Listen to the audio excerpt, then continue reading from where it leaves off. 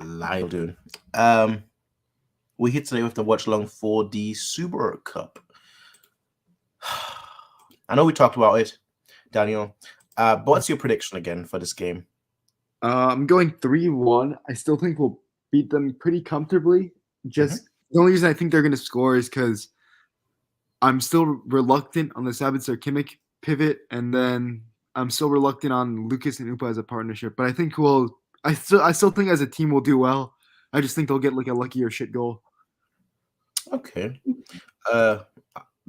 Welcome, Sharad. How are you doing? I do hope you're fantastic. I do hope you're well. What are your predictions for the game?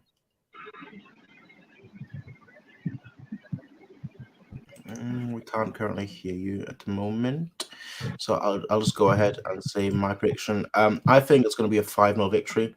I was confident beforehand, but I'm even more confident now because I realized that I've definitely massively overrated the Bundesliga, and I realized I obviously know that.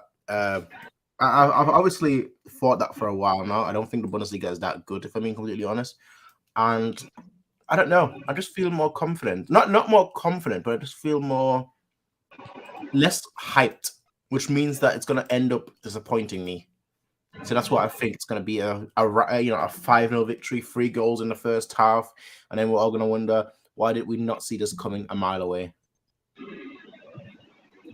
Were you asking me for prediction? Yeah. What's your prediction for this game? I would say 3-1 for Bayern Munich. Okay. It's a bit preseason still. Our new players will play. Mane will play. We are playing without Lewandowski for the first time after years and years. So I would say 3-1, and really excited to see how our player will play without Lewandowski, without number 9. Yep. Well, and yeah, generally, I hope Delict will come in as a substitution. Really excited to play and happy that Musiala started. He was really good in preseason. And Sabitzer started as well. He was also great in preseason. So yeah, overall, I'm happy. Hope to see new players come in as a sub. Okay, fair enough. Cor, are you here or are you currently gone? I'm here. What's your predictions for the game? Give me a second.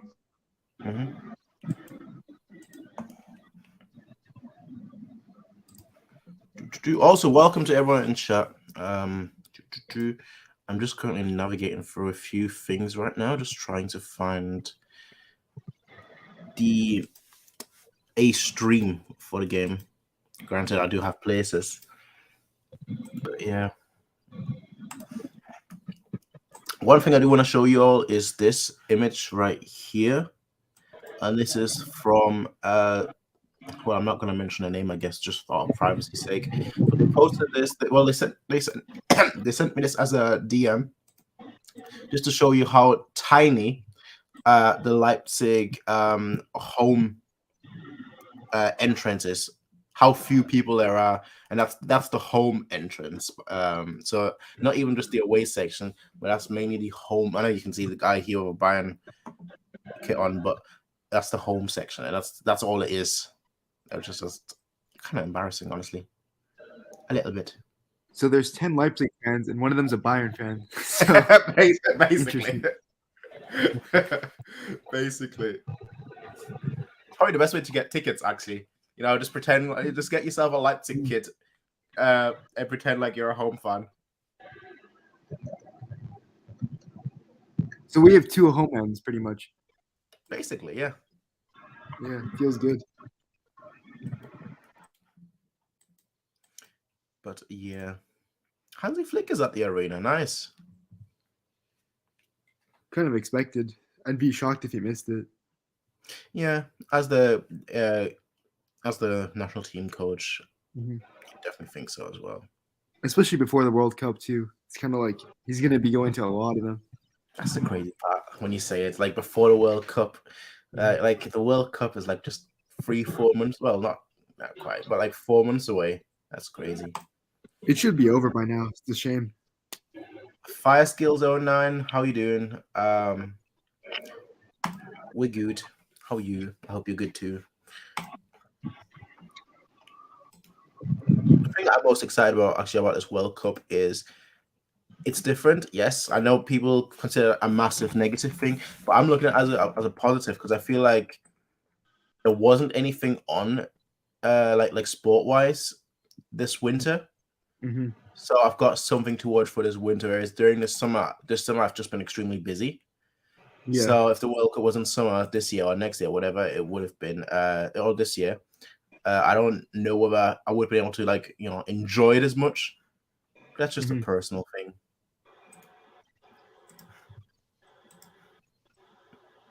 Because at the end of the day, it doesn't really matter to me when the World Cup is. I know people absolutely hate it, the fact that it's in winter and not in summer. To me, I look at it and I'm just like, it makes no difference.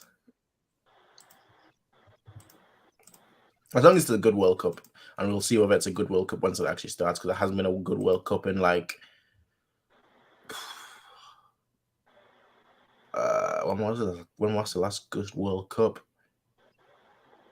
Well, there was Brazil 2014, but like 2010 was awful. 2018 was awful. 2006 was good, I guess, but 2006 was 18 years ago. Well, not 18, 16, but my maths is awful. Who's counting? I really liked the 2018 one. I thought it was pretty good until France won. If Croatia won, it would have been such a it would have been 10 out of 10. I disagree. Granted, I look well.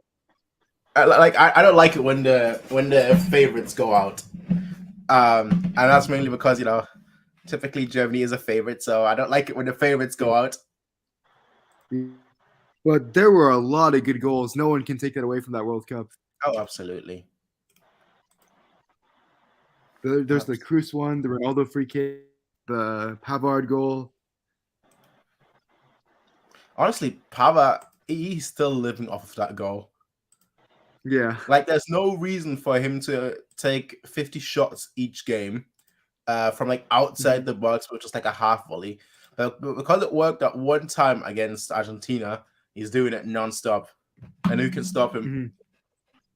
Speaking of Pavard, thoughts on him potentially leaving? The rumors are sort of split. Stay, but because I like him as a personality, and I think he's a decent chunk to the team. But if he goes, I won't be upset. Okay. No, leave, leave. Chelsea going into. He should leave. No, I'm talking. He should leave. I say he should leave, bro. We can if he leaves, we can get Limer. We can get Limer anyway. Like the money. No, we can't get. We're not gonna get him this season. But if he leaves, funds come out. Like we're gonna get 50 million to 30 million to spend for Limer.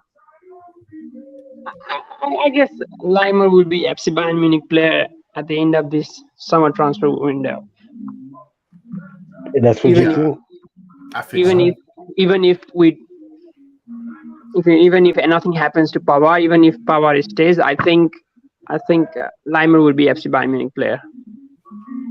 All right. I definitely think so too. Because I think Nagelsmann is really interested in him. Like he's really invested in him. You can see like for 2 months, I guess it has been. Bayern Munich has been giving all the attention to him for 2 months. I think Bayern Munich will buy him for sure. I mean, he might be an FC Bayern player starting today. Let's see how he plays. If he's shit, he's already a Bayern player. Oh, nah, don't do that. He's a good player. I think we need him though. If he plays like shit for them, he's a Bayern player already because he's doing us. Oh, I see. Oh, Nagelsmann once said in his press conference, or I think interview, it was that he's a pressing machine. He described him as a pressing machine. So I think he will join Bayern Munich at the end of the summer transfer window for sure, for sure. Just watch. When does the window close for Germany again? There's time is still remaining, I think. Okay. End of August, so 1st of Yeah. September. Oh, okay. No, we got time then. I believe. Let me just double check, but I'm 95% sure that's the case. Yeah. Yeah. We still need to get him as soon as possible, though. He's got to integrate. It's a tough. I mean, we slowly have to integrate him. We can't just like put him in the limelight like that. The issue is You though, know. the longer you wait, though, the better chance you have of getting him on a cheaper fee, just because like Leipzig are going to be stressed because of the contract situation. But you also need him on Right. a team. It's That's pretty true. interesting. Because like I heard yesterday, there was little to no movement on that deal. Mhm. Yeah. So I was thinking after the Tell deal, I was thinking they would, you know. Yeah, it just looks like they're stalling it out to see if they can get it for 20 mil instead of the 30 mil. Yeah.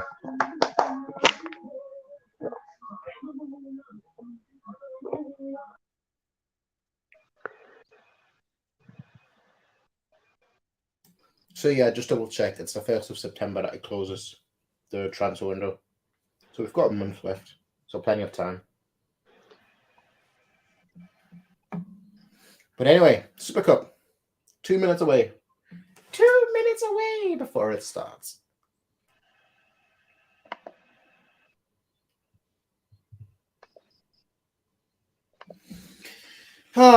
The first cup. I do miss like the what used to be the seasonal Audi Cups and Telecom Cups. I know not everyone was a huge fan of him, but I used to absolutely love him. Mm-hmm. Didn't we lose the last time we played? I don't know what you're talking about. We don't lose. I thought it was the Spurs. If we do lose, then it never happened. I'm pretty sure the last one ever we lost is. But I mean, the thing is as well about the Audi Cup. It's such a prestigious award that it's the only trophy that Tottenham has ever been interested in winning. Mhm. And they beat us for that trophy Yeah. in Allianz Arena. Exactly. Their biggest, most important win of all time. Do you know who I would have loved for Bayern from Spurs? Heung-min Son. I would have loved him at Bayern. Oh, absolutely. Good. Same here. We should have gotten him when he was at 1 Hamburg and then 2 Leverkusen. Yeah. It's such a shame. And I looked at his age. He's 30 now, so it's like, God. And I've always wondered why Heung-min Son was never linked with Real Madrid, Bayern Munich, or big clubs. I've never seen him being linked. I don't know why, but I've never seen him linked with.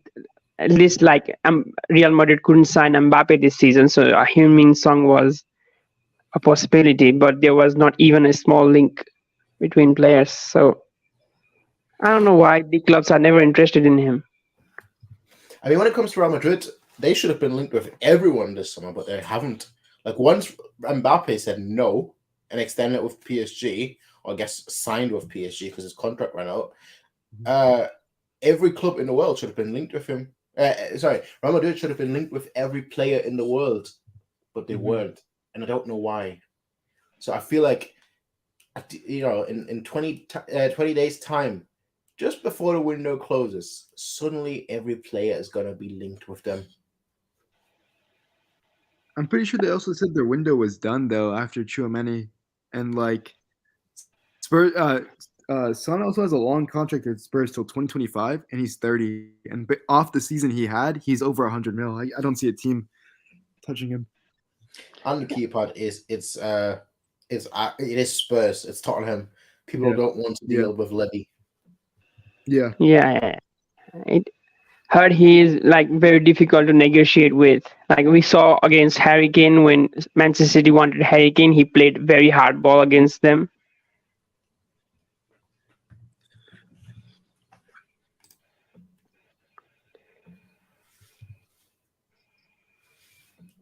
Honestly, I don't remember this, but I believe you because whatever is written on the internet must be true. It is not, but there are some trusted sources in internet as well. One thing, so the stream that I'm watching it on, which is a German stream, they're going with a 4-4-2 formation with Kimmich. Sorry, go on. With who? With Mane and Muller up front, or Gnabry, or Muller and Mane? Gnabry. Sorry, Mane and Gnabry.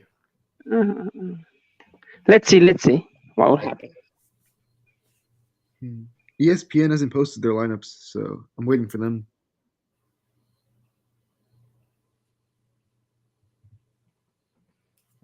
Right now, just taking a minute. I'm probably a bit behind. Because SofaScore just told me that the game has just started. Oh, it hasn't kicked off for me. It hasn't kicked off for me either.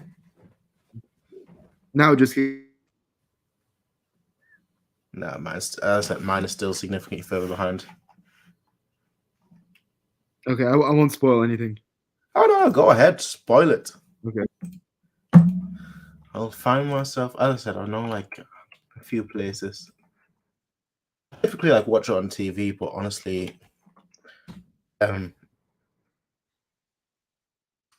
TV is just that bad. So sorry. No, go. ESPN has Bayern as a 3-5-2. So every TV network has a different one.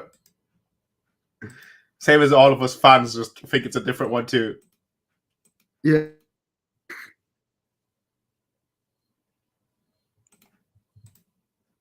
It looks like a 4 at the back, but and the game kicks off for me on this one, but don't worry.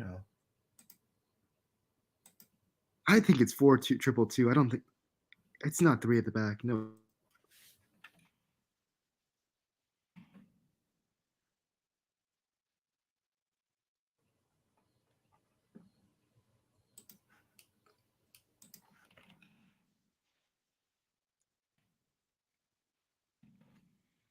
Currently exactly at 1 minute. Okay, I'm at 131. Only 31 seconds between us.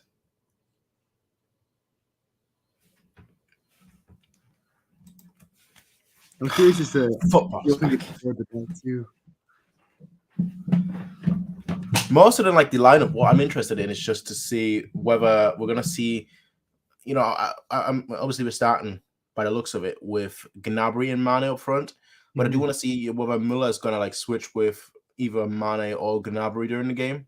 So I'm looking forward to that. Seeing how that pans out. Yeah, because I think in the match review I said that's going to be like a big part of our game, just seeing how they link up and move around the pitch and they're part of the box. Yep. Because at least with Lewandowski, sorry, what were you saying? No, I was going to say it's definitely a back four. Yeah. Okay, good. Okay, yeah. Because I thought I was like tripping out for a second. I'm like, am I dumb? Like, is this a back three when it's a back? When I'm looking at back four?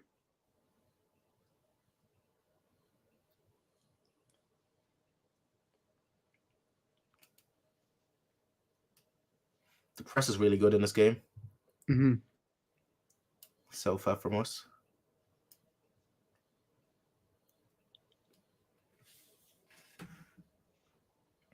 Man, Nkunku, this is going to be Nkunku's season, isn't it? It has to be. It has to be. Otherwise, it's going to be a one-season wonder. Especially because, like, I think he's going to want to start for France at the World Cup. Because off last season form, he should. He wants to keep. He has to perform for that France national team to get there. Exactly. Mm-hmm. I don't know how well that will go for him, honestly. I could see him like do really well this season, but I could also like just see his numbers just like drop by half. Mm-hmm. And either way, I wouldn't be shocked.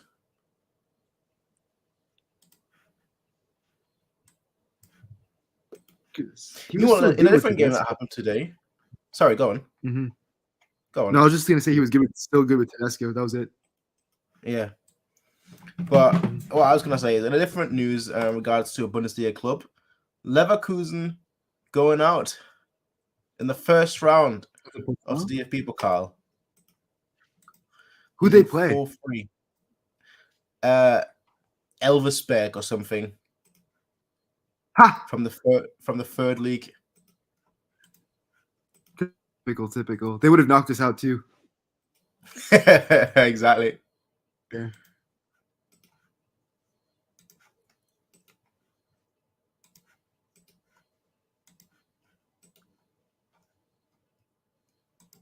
God, how do you lose that? Fucking hell.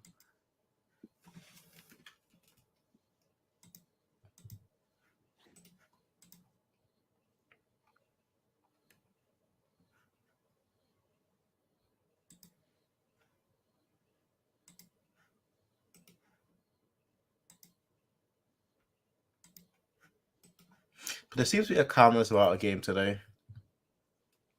Yeah, they're Still not some panicking. mistakes. Yeah, still some mistakes here and there, of course, but in terms of just overall calm, there just seems to be like an overall calmness so far.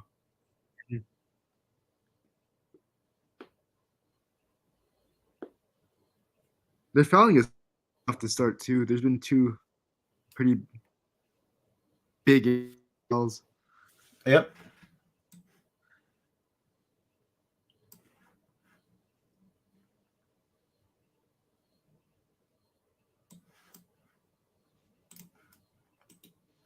Is that not a yellow though?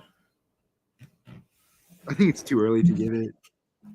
Still, I don't like that argument that much. It's too early or it's too late. I don't like that. It's same with like penalties. If it's a foul anywhere on the pitch, it should be a penalty when it's a foul in the box. Yeah. With that, I just think with the way the refs think, they won't give it early.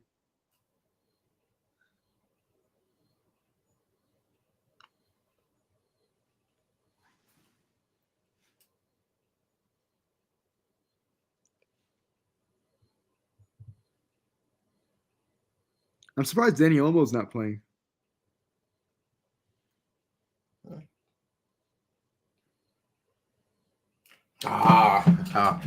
Quite close to our first goal through Mane in that free kick.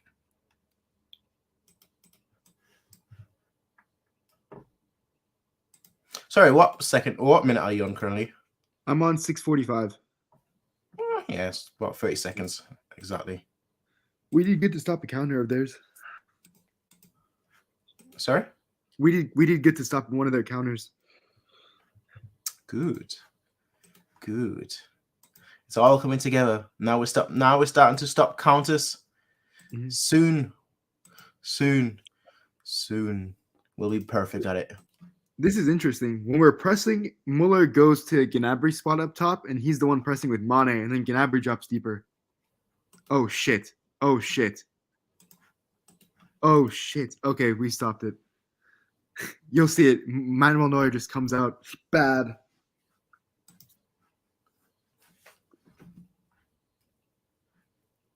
Yeah, but that's interesting. Muller takes the front 2 spot when we press, and then I think when we attack, it looks like Gnabry's the one there.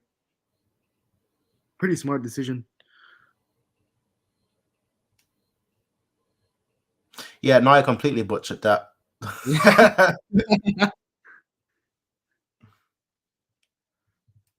Completely butchered that. Preseason rust. Exactly. That's the excuse. Yeah.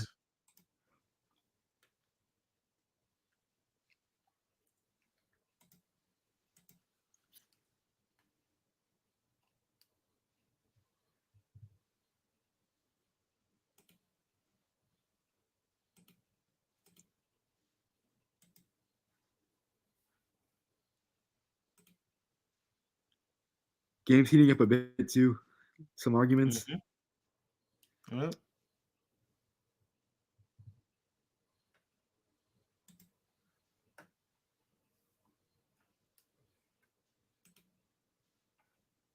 Leipzig arguing for a random penalty. What idiots.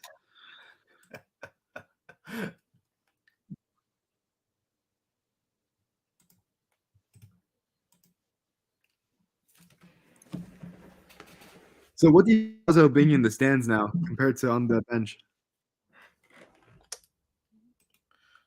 I don't mind it either way. Mhm. Like I've got no strong opinion on it. Mhm. Like I read the article about like him going on the stands instead of being in the, and the only thing that's besides being on the bench, and the only thing that's going to be a letdown is that we won't get all the reaction shots.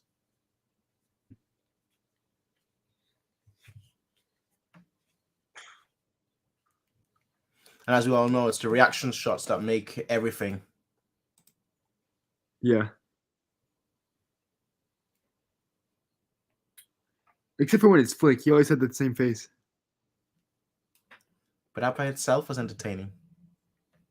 Yeah, that's true. Good memes, especially against Barcelona. Oh, we're winning, 7-2. Oh well, let me frown. 8-2. Let me frown even more.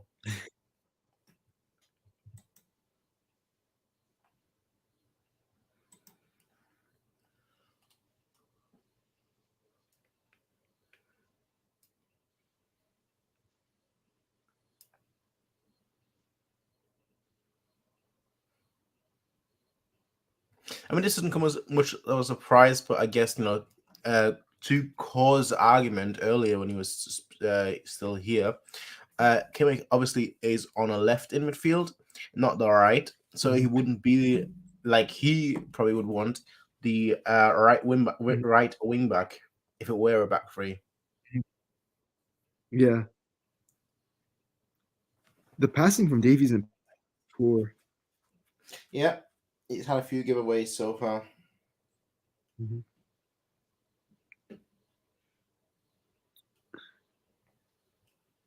You think it's because he's used to the wing back formation where like they get more space in, and now there's like less options for them that happens?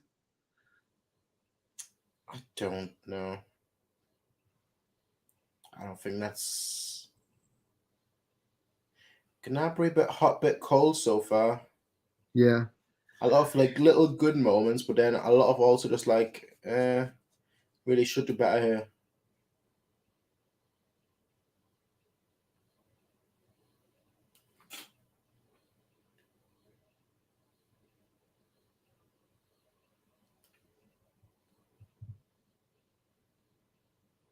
Woo!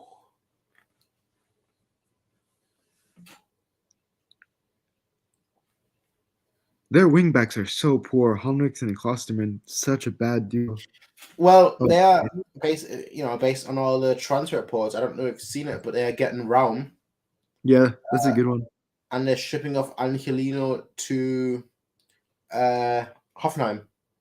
So they're getting around from Hoffenheim, and they're shipping off Angelino to Hoffenheim, which is interesting. He's not a bad player though, is he? Like Angelino, I thought he's decent. Yeah, he isn't. Mm-hmm. But he's also limited. He's one of those modern fullbacks that I'm not like the biggest fan of. That like are all attack, but not much defensively. Yeah. Mm-hmm. Rom's going to be good for them, but won't change anything in the big picture. Oh, absolutely. Oh, we almost got a goal. The cross from Pavard had to be better. That sounds familiar. All right back needing to cross better. Sounds familiar. If that's Mazraoui, that might be a goal. That's annoying.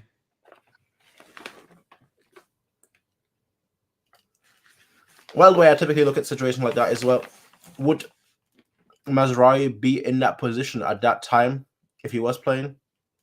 That's a good point. I think Pavard should have shot that, honestly. It was a good pass from Muller, I think, to Pavard. Kimmich. Oh, it's Kimmich, okay.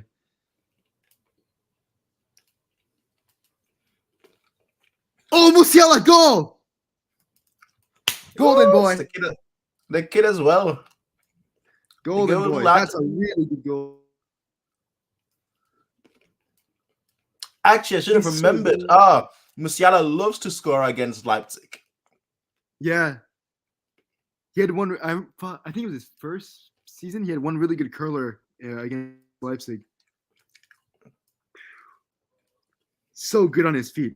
That's a really good goal. Golden kid. The golden kid.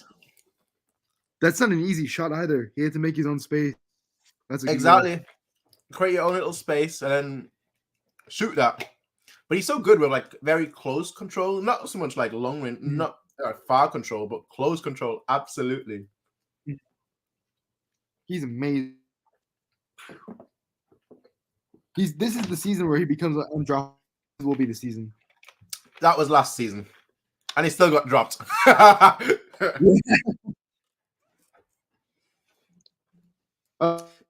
thing I'm most excited about. Yeah. But like the thing that I'm personally most excited about is that Müller is on the pitch, and yet Musiala is still playing.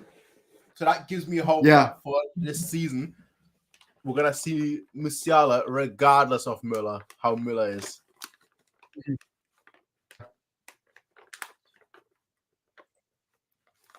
I think you were saying too, Musiala needs to get more goals and assists. He's already starting it off with the season with the goal. I think last season he had 12 in total, like goals and assists. This season the goal is 50.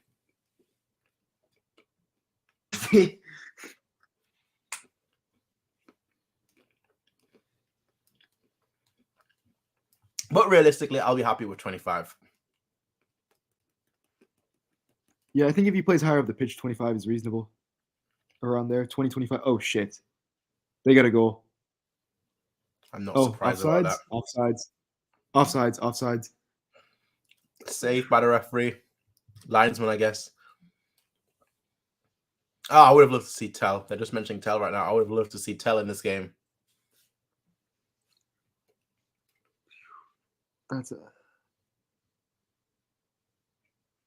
Who was that? That's Gnabry. That's shit control by him. And it wasn't Kunku that scored. That would have been on Gnabry. That's a poor touch. Yep. What's that? Our attack letting us down, not our defense or midfield. Mm-hmm.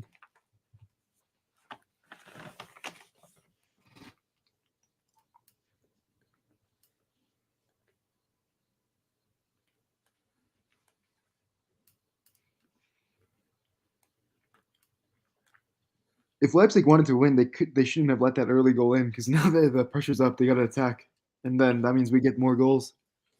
Well, they are a counter-attacking team anyway, so yeah, rushing people forward, it doesn't really matter if they're down 1-0 or up 1-0.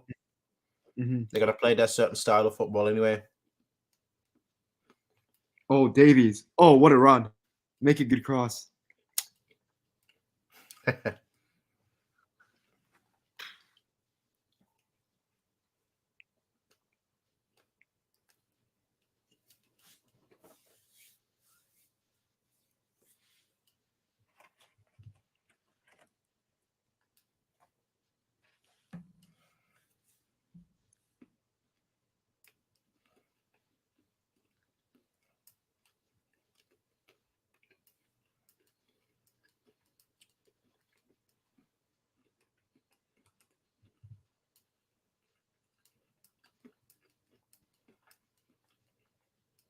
Yeah, this game is completely in our control, honestly.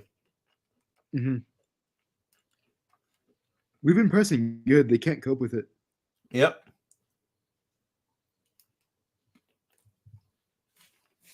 Like, I knew this game would be one-sided, but it's getting worse and worse for them. The Bundesliga is such a poor league. It really is. And the annoying thing is, it has so many good players. The players, they just leave before they ever have the time to, build a squad. So a player does well, gone next season.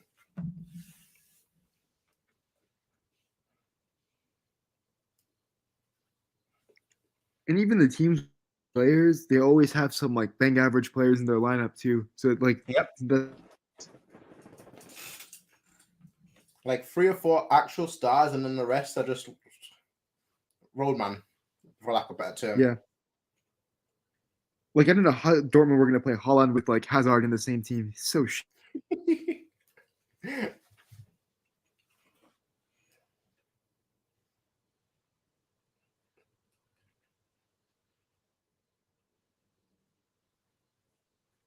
a discussion on the 50+1 rule is interesting because I think that's the only way you can fix this.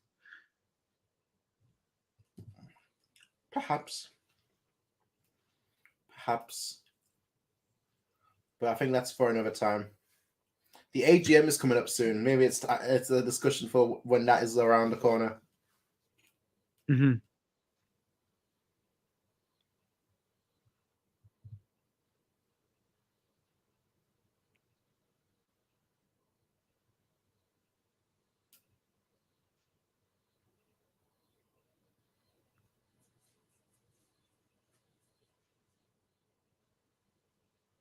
Have they even strung together like 3 decent passes in our? I don't think so. No, they haven't. Yeah. That's what I'm saying. This game is so one-sided. It's actually wild how one-sided it is.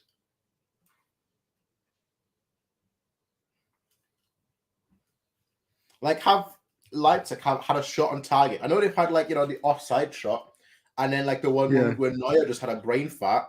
But have they actually done anything in this game that counted? Yeah, it's literally just been off our mistakes. Nothing of their own quality. It's really bad.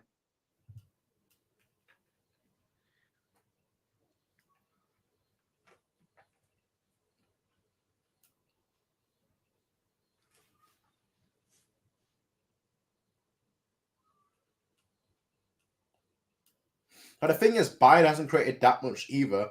But at least we've had a lot of good spells of possession, good spells of trying to go forward slowly. Mm-hmm. It hasn't led to many shots. Yes, sure, but it's still such a huge difference. Yeah. And you keep this up, the odds of you scoring a goal will go up eventually. Like at some point, you're bound to create something with the way we play right now. Yeah. Only question is how much we can keep this up because we just came off of preseason. They're not all full fitness, I imagine. So it will be interesting how long they can keep up the press. That's true. Because if Leipzig are going to get back in, they have to just defend well and pray to God that a time like that pops up and they can capitalize on it.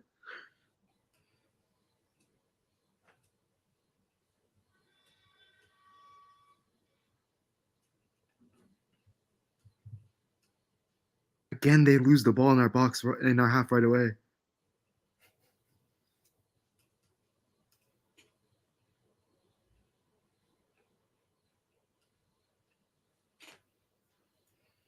I do want to say I find it interesting that all of this course is about is Upamecano still going to have a role at Bayern? Here we are, most important game of the season, and he's starting.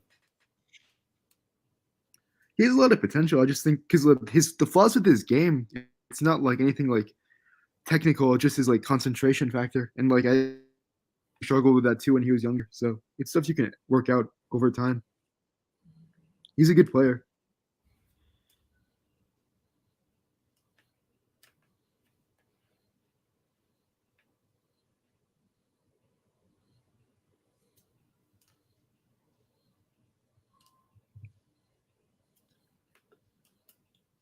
Credit to Sabitzer in the pivot. He would be doing. Musiala with a skill. Yeah, I didn't think he would be doing that good in the pivot, but he's doing. Well, the thing about Sabitzer is he's very versatile in midfield in general. He can play all roles in midfield, really. It's just that it hasn't been the case at Bayern. We had a little discussion about Pavard at the beginning.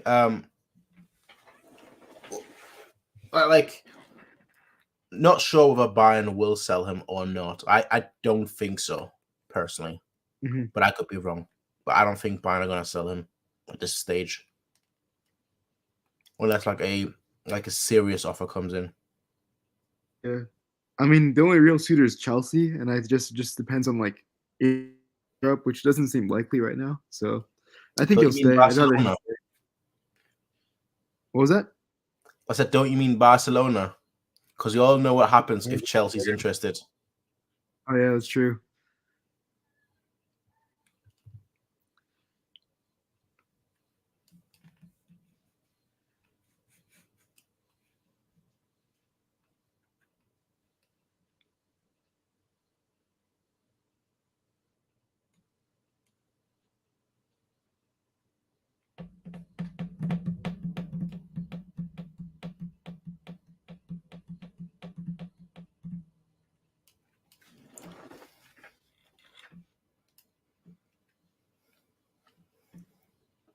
As a unit, they're really slow on the ball with their attacks. They just don't know what to do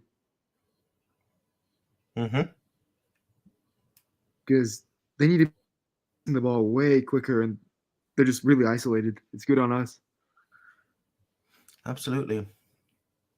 We're also shutting down like a lot of their passing lanes, so that helps. But our pressing up was good in preseason, in all the preseason games so far. So I'm not that surprised that we are closing them down very quickly.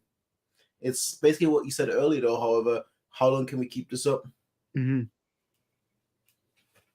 Like again, I can just cut out instantly. Another interesting thing, again, no Gvardiol playing. Yeah. Because I think he was poor at the end of last season. So He was, yeah.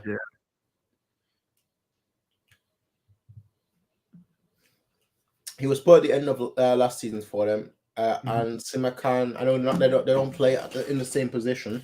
I mean, they both play centre backs, but they don't play. One is a right centre back, one is a left centre back. But it's quite funny that like they both didn't play great at the same time. It was one was good, and then the other was bad, and then the other was good, and now that one was bad. Yeah.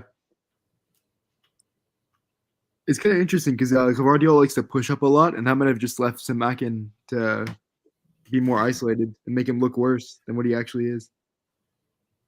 But who knows? Same way that Tuchel knows Werner and will make Werner better. That's all I'm gonna say to that. I hope he goes back to Leipzig. Yeah, so do I. I don't like him. I always thought he was massively overrated as a striker. As a winger, I don't mind too much, but as a striker, I thought he was massively overrated, even back during his Stuttgart days. But I wouldn't mind seeing him at Leipzig. I think with the way they play, he'd fit well. When he was linked to Bayern, I was fuming because he just doesn't fit our profile. Oh, absolutely. Like, again, I've never liked him. So when he was linked to Bayern, I was like, if we do this, then we're going to become a banter club. Yeah. And well, we didn't end up being a banter club, so I'm happy.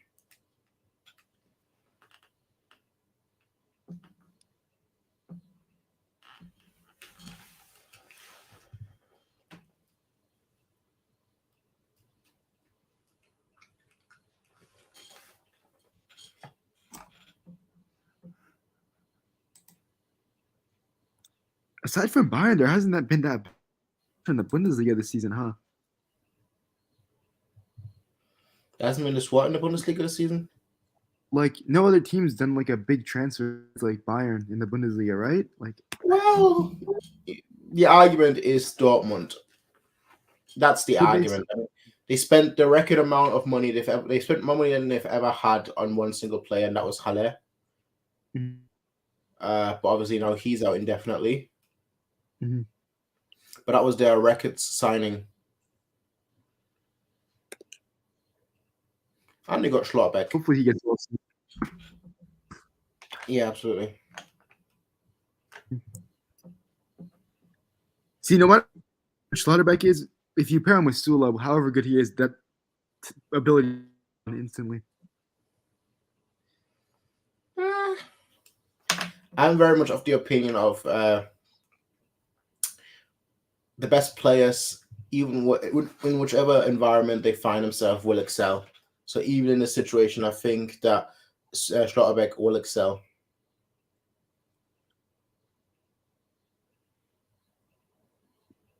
I think Amy was a good signing, though. With him, I'm a little wary. I don't doubt his qualities, but he was in a very dominant Salzburg side. Yeah.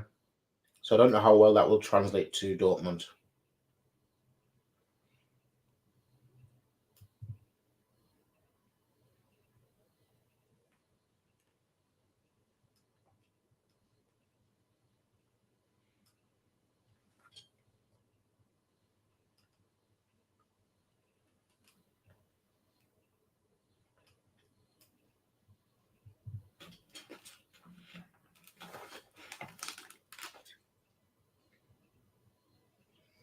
The good thing is, first week of the Bundesliga back, we're gonna get Dortmund versus Leverkusen. That's gonna be fun. I think Dortmund get that win. Oh, absolutely. If Wirtz was fully fit, I'd say a different story, but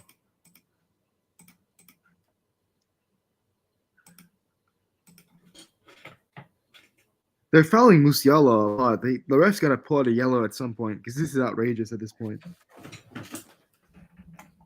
refs pulling a yellow card for foul on a Bayern player. Come on. Oh, now. goal. Money! Easy. That's really good passing.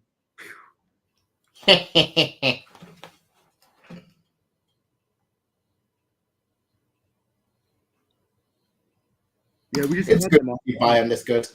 This variable, this flexible, this for lack of a better term, this sexy. That is god awful defending. You have 3 Bayern players in the attack. Just completely in the box. Yeah, that's god awful. Jesus. God. I'm happy for Mane. Extremely happy for Mane. That is awful defending.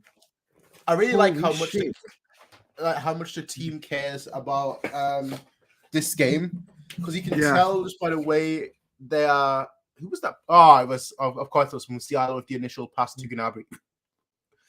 Like what I really like is how much everyone is celebrating all the goals that we scored so far. To show you how important it is to them. I know people say it's a glorified friendly. It's not. It's the most important trophy in the world. It's a big game. It's still a big game. Exactly. The biggest game of all time.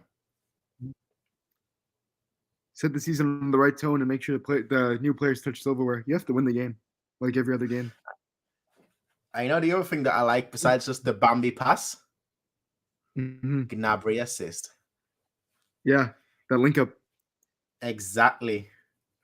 Get that link up going. Gnabry is going to have both of them, actually. I'll say this right now. My prediction already at this point.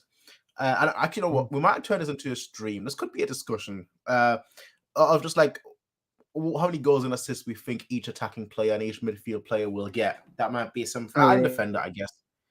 That could be a fun discussion. Wouldn't even be that long, I think. Yeah. But what I was saying is I could see both of them, like both Gnabry and Mane, get like 30 goals. Well, actually, no, 40 goals, assists each. So like not 40 goals. Total, yeah. Come back like 40 goals combined, / assists. Yeah, I could see it. I think 30s maybe you can see max around there. Well, it's good. My competitive debut though too. Exactly. But the reason why I'm going with like 40 goals, 40 goal contribution each player. The reason I'm going with that is actually very, very simple, and it's because, quite frankly, Gnabry got, I think, 30 goal contributions last season, or close to. So him hitting 40 this season, I don't. If he's like the striker, then what he's wanted to play for so long, I could definitely see that happening.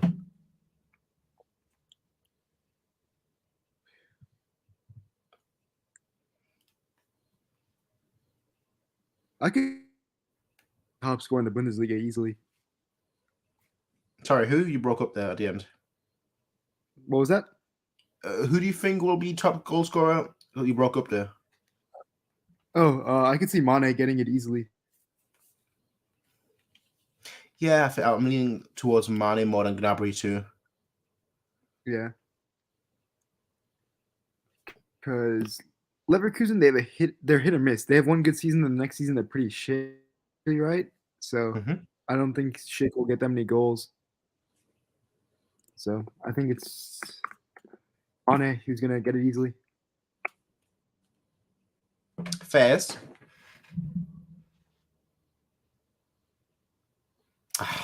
Musiala. That's what I'm gonna say.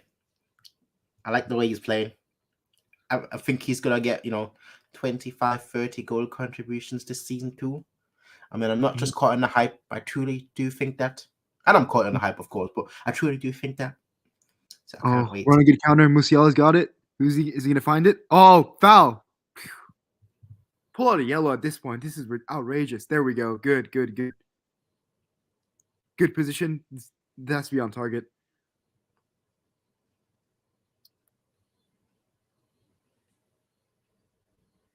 That's a good touch by him too. Are you surprised? So good. He's gonna win Ballon d'Or. He's so good.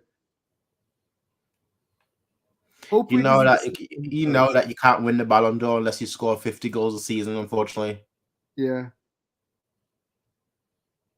I'm really hoping this is the season he gets starts almost every game so the Pedri fans can just shut the hell up at this point because this kid is way better.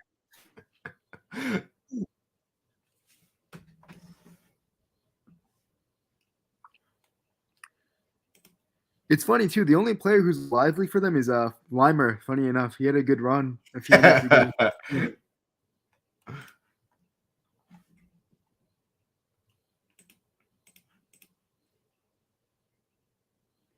And Kunku hasn't gotten in this game.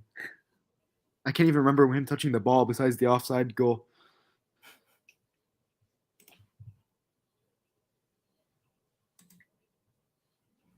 Only player I'm a little disappointed about, and not because he's playing bad or anything, but just because I expect more from him, is Kimmich. Yeah, that's fair.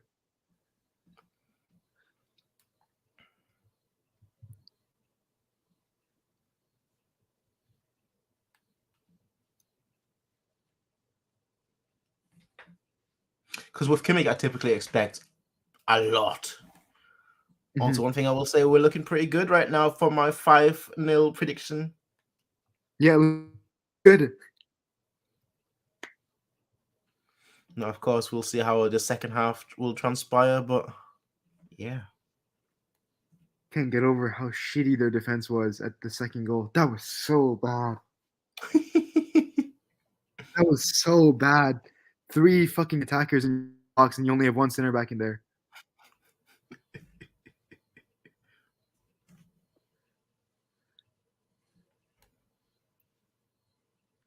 Because if that happens to Bayern, my phone's flying across the room. That's unacceptable.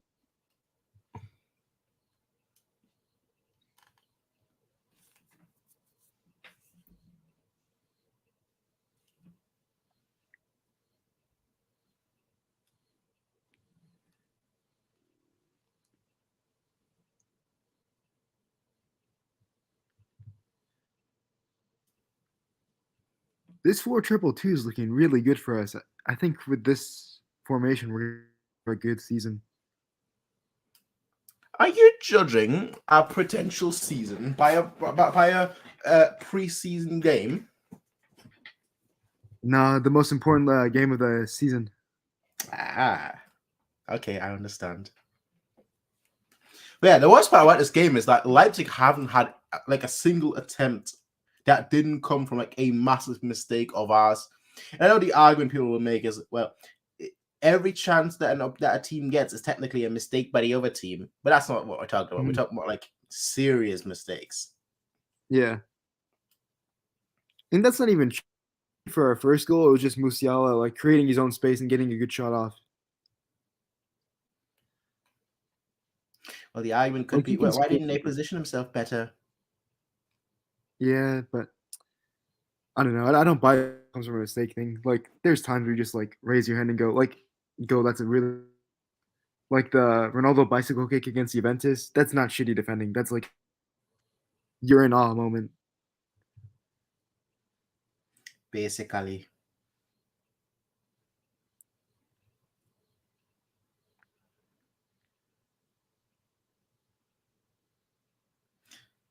Another good thing about this game, only one of our new guys is playing in this one.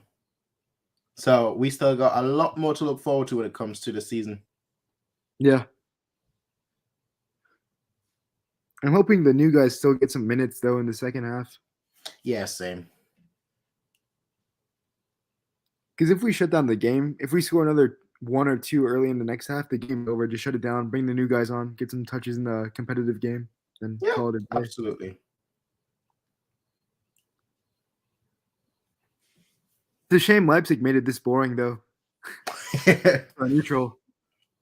Like, I was excited for it like all week or so, and then like today I just woke up and I was like, I think it's gonna be a rout. I think this is gonna be another one of those where I got too excited and the game's gonna be over, in the first 20-30 minutes. You know what? I was right. That's good defending from Lucas. The one time they get in our box well, he just kicks it, gets rid of it. That's good from him.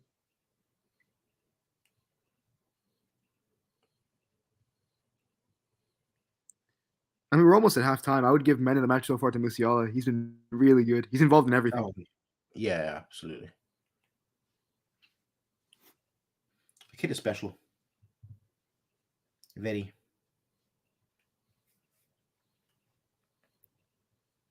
I'm surprised he still's got the number 42. You see, I don't want him to change it. I want this to be because like the higher numbers are just so iconic. Mm-hmm. Like when people think of 31, who comes to mind? When people think of, I don't know, like 25, who comes to mind?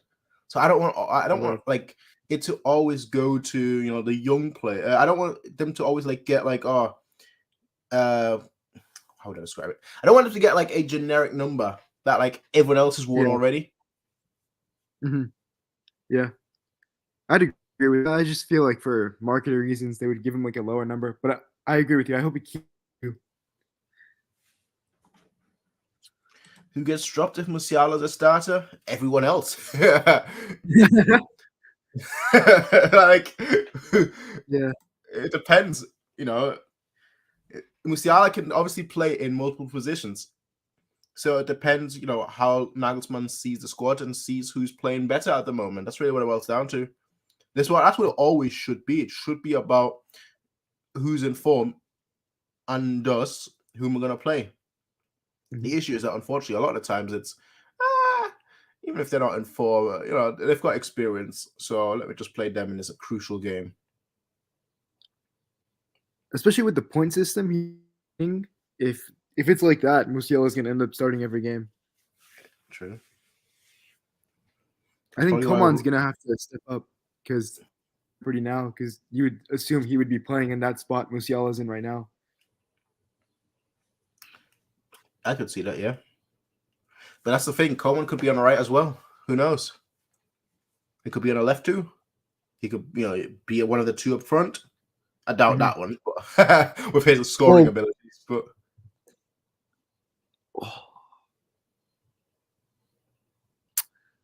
that's such a waste. We got the ball high up on their half. Nothing comes out of it. What a waste.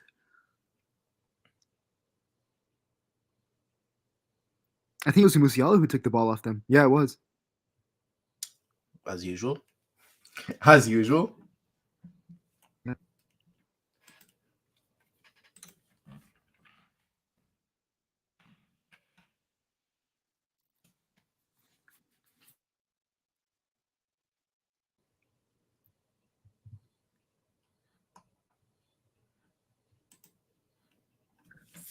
I think this is our first corner. No, we've had one before. Before. think it's like a third one actually. Oh, really? Okay. We are kind of weak on corners without like the lift in the box. And without Goretzka too. We're not the tallest team. Oh, what 1-2? Musiala. Oh, goal! That's so good by Musiala. That's so good. That 1-2 in the box. Leipzig are so shit. What a dead team. Yeah. Best time to score too. Best time right before the half. What a shit team.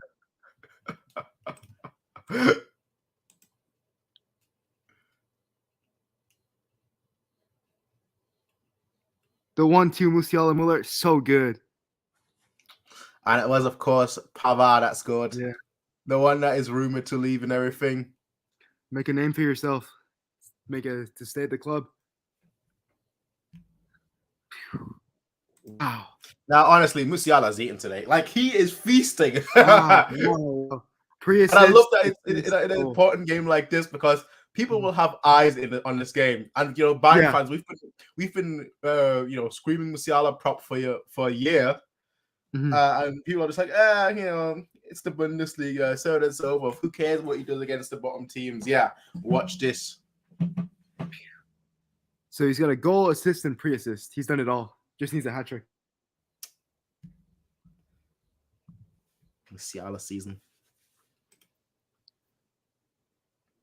You know what I like too about him is that he's very quick at thinking in the box. Like he can make the correct decision very quickly.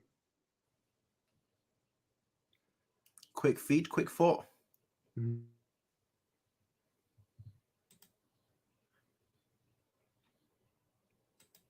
And that's the halftime. And that's the halftime.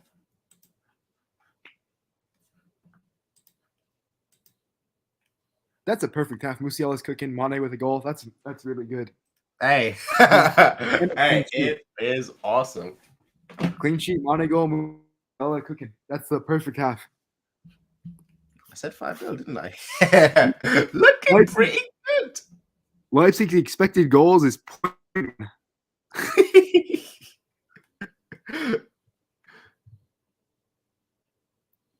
That's piss. That's piss from them. They're so bad.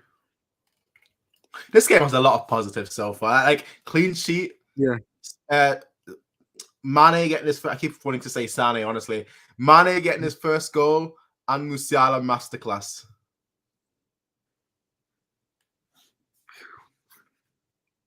What more could you want? This is like a 9 or 10 out of 10 game so far. Exactly. And it feels like we're still in like second gear. Yeah. Like we haven't really hit our, like the spells that we had last season where like for like 10 minutes we would turn up. Mm-hmm. Like we could be losing the entire game and then for 10 minutes we turn up and suddenly we're 3-4-0 up. Yeah.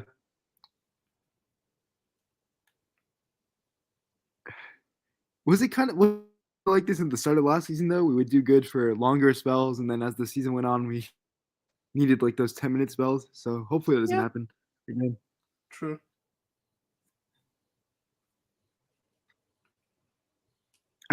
How poor Leipzig have been. That's because I want to applaud them well because we make them look like shit, but it's still so bad from them.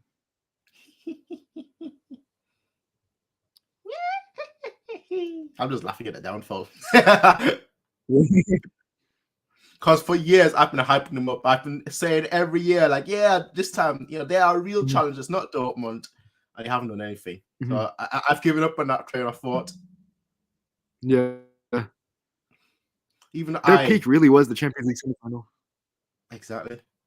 If they got to the final, right, I could have seen them kick off and actually become a threat.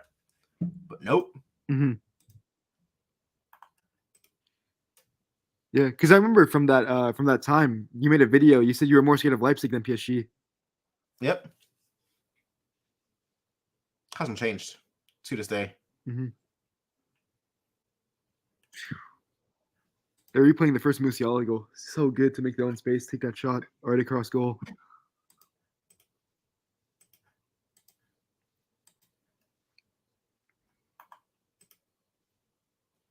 I'm just like on Twitter right now, just like searching Musiala and just seeing what people Yeah. are saying. I love doing that. Yeah, I do that too. Because obviously Bayern fans are going to be, raving about it. But Mhm. the ones that I want to hear the most about is like all the fans that don't usually watch Bayern. Yeah.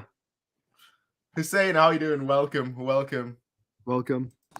Yeah, thank you guys. Thank you for having me on. I didn't come initially as I wanted to because I'm outside actually, but I was lucky to still be able to watch the match. And my goodness, we're cooking these guys, man. We are cooking the energy drink club. It feels good. And this is the Musiala show, man. This is the Musiala show. Absolutely. It goes back to this comment here. How is the team? How is Lima? Basically, the best way to sum it up is basically just the way you summed it up. It's the Musiala show. That's really what it is. And I feel like the whole team did well. But the one player that, stands out above them all is definitely Musiala. I Leipzig this bad or Bayern that good. It also goes back to like what I was saying a few seconds ago. There is an argument to be made that whenever a team looks bad, the other team is just making them look bad. So you could say it's a bit of both. Anyway, Hussein, what did you think about the first half? Like, how did you perceive it? Any standout players besides obviously the man, the myth, the legend? Yeah, so I mean, so far there's a lot looking forward to. First, you have to say in terms of the lineup, a bit better than I expected.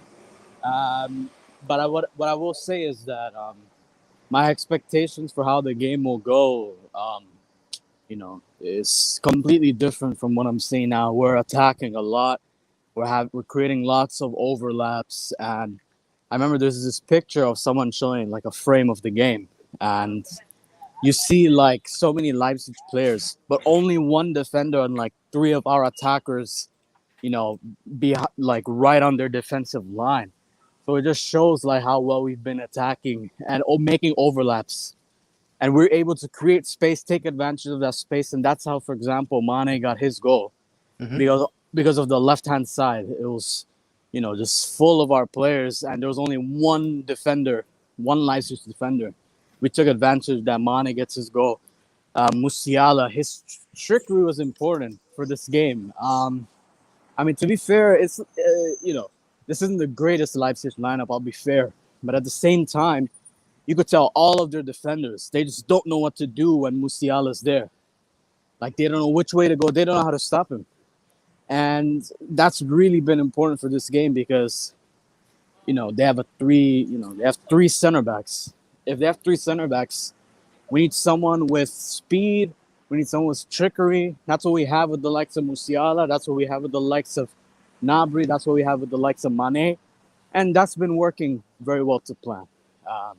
It's just all about those overlaps, all about our speed, the trickery, and just great link-up play. All of that has seen, Leipzig gone to the gutter. And, I'm very much liking what I'm seeing. And also, I think the Pavard goal, I think that Pavard goal is just a good example of how well we've been attacking because Pavard, he's not the most attack-minded player, but he was in the box and he got the goal. So it's always good to see. And I think we have like 70% possession. That just shows how well we've been today, how well we've been playing today. Okay. Yeah, a lot of things I can definitely agree with. Honestly, I'm just like looking at the highlights of the game, just trying to find the highlights of how we scored, so on and so forth. But most impressively for me is our defense, and it goes back to this one as well, because it's our defense that it's our attack has been good for years now, and it's our defense that has been the worry. So for me, it's very good to see that like we are very solid defensively. Leipzig really haven't had an opportunity or a chance that wasn't from like a major mistake from us. Mm-hmm. So to me, I'm just like, this is what I'm here for. Yeah, and you know what? I was also going to mention, Prince, that we were initially talking about the midfield duo and how important it'd be for Sabitzer defensively, that he needs to get into those spaces and cover ground. And I think he's been doing well in that. So as mentioned, the center backs are doing good, but the midfield hasn't really made a mistake either, in my opinion. And I'm not seeing them put a foot wrong, and that's exactly what we need, especially since we're saying, but we don't think, Kimmich and Sabitzer complement each other. But, they're looking good. There's no problems at all. Yeah, they're looking very good. And of course, we need to talk about Mane scoring his first goal. The Gnabry Mane link up is strong. Man, every time I watch football nowadays, I'm just like, I feel for Sané. like I'm watching this, and I'm just like, I feel for Sané, because who's like realistically, right? And I've said this before, but I'll say it now, with all the hype around it as well. Is he going to start over Musiala for me? No. Is he going to start over Gnabry for me? No. Is he going to start over Mane for me? No. Is he going to start over Coman for me? No. So he needs to watch out. Like, that's all I'm going to say. Like, he needs to have the season of his life, because otherwise, I don't think he's going to be a key player in the World Cup. But also, I feel like he could lose his spot for Germany as well, with Musiala taking that spot. And that's going to be twice as embarrassing. Not just someone taking your spot in the national team, but someone taking your spot in the club as well in one season. That'd be oof. That's a oof moment. Yeah, it just shows that really is, man. Oh no, Dennis, it just shows how good our squad depth is. It just shows how good our squad depth is, because it's like you named all those attackers, and it's like this is Leroy we're talking about, like the golden boy of the Premier League not too long ago. He can't get in. There are defenses cooking Nyanzu and De Ligt. So, and then even the midfield too. Sabitzer's looking good. Gravenberch, no Leimer, no Goretzka. Just shows how good we are. Absolutely. Sad, how you doing? Hope you're well. What are your thoughts on the game so far? Hello, hi, how are you? How are you doing? How are you doing, guys? Good.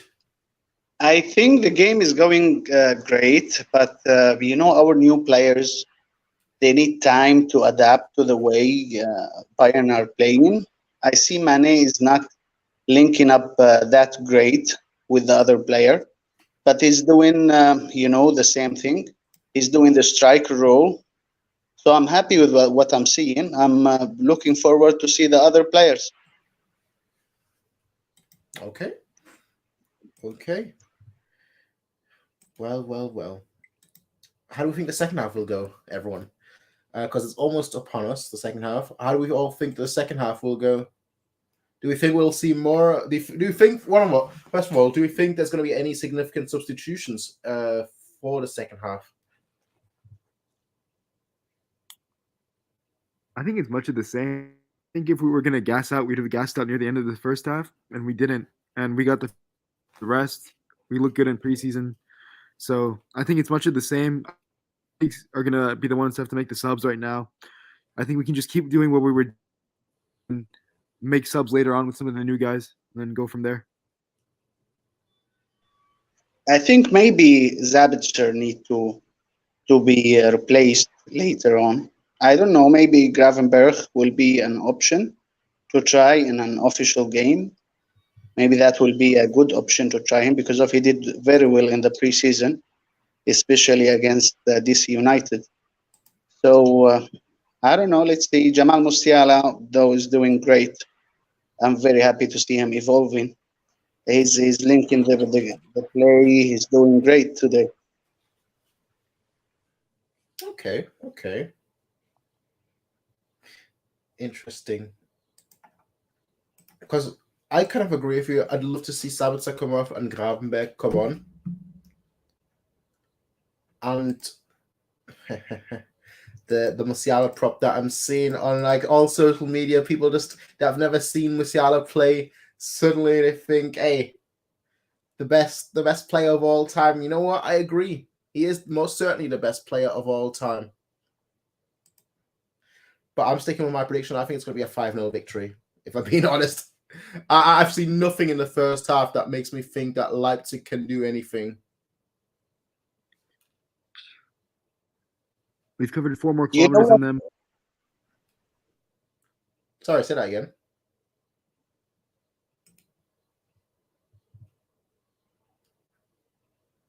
Also, just saying this right now, I will riot, absolutely riot, if Musiala isn't the starter this season.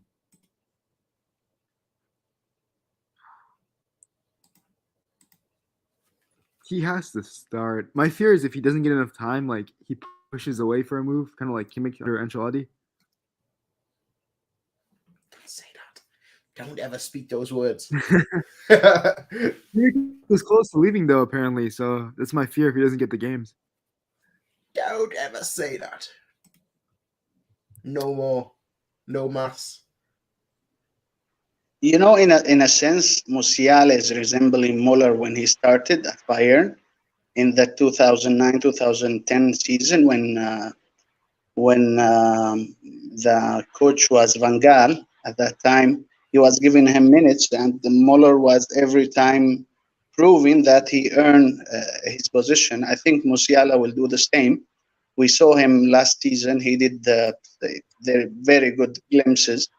This season, with the start of it, he did a great game at the start against Leipzig. So let's see how things will evolve. I think he can earn his place at the squad, and I hope for the best. You know, we miss very much evolving such a players like within the academy, within the Bayern, within the philosophy. So let's hope Musiala will do great. I'm very happy to see him involving in all the 3 goals today. So let's see the second half. Let's see the second half. Let's see how it goes. As far as I can tell, as far as I'm hearing, no major changes. Am I right or am I wrong? I don't know. But as far as I can see, Right. I don't think there are any changes from either team, I think. I think it's a mistake from Leipzig, but we'll see. Yeah, absolutely. I mean, you got. I mean, to be fair, the game is over at this point. Like, what kind of changes could you possibly make? Mm-hmm. The game is over. I think even the most optimistic Leipzig fans would say that the game is over. I do see Mazraoui warming up though.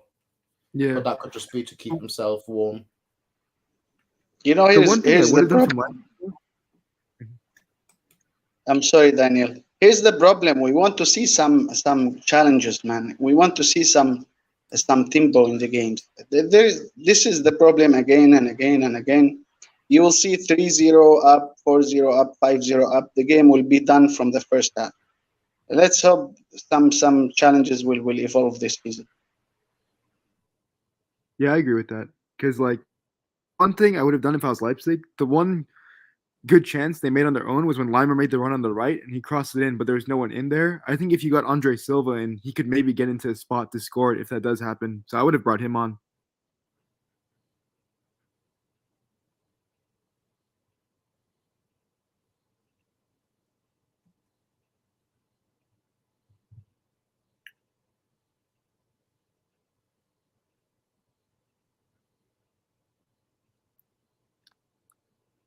You know, I was thinking of, imagine we do the 4-2-2. Verts comes in next season. You have Verts on one side of the 2, then Musi on the other side. Don't forget Vanna and Tel. The squad is super young at the moment, which is great to see. Mm-hmm. Because it's not just young, but it's young and good. And that's the key aspect of it. Yeah. Gakpo's having a good game for PSV too, so I can tell, yes. Yeah. As usual. So maybe if Sane goes, this guy can maybe come into the Bayern team. Maybe. He'd be so good for us.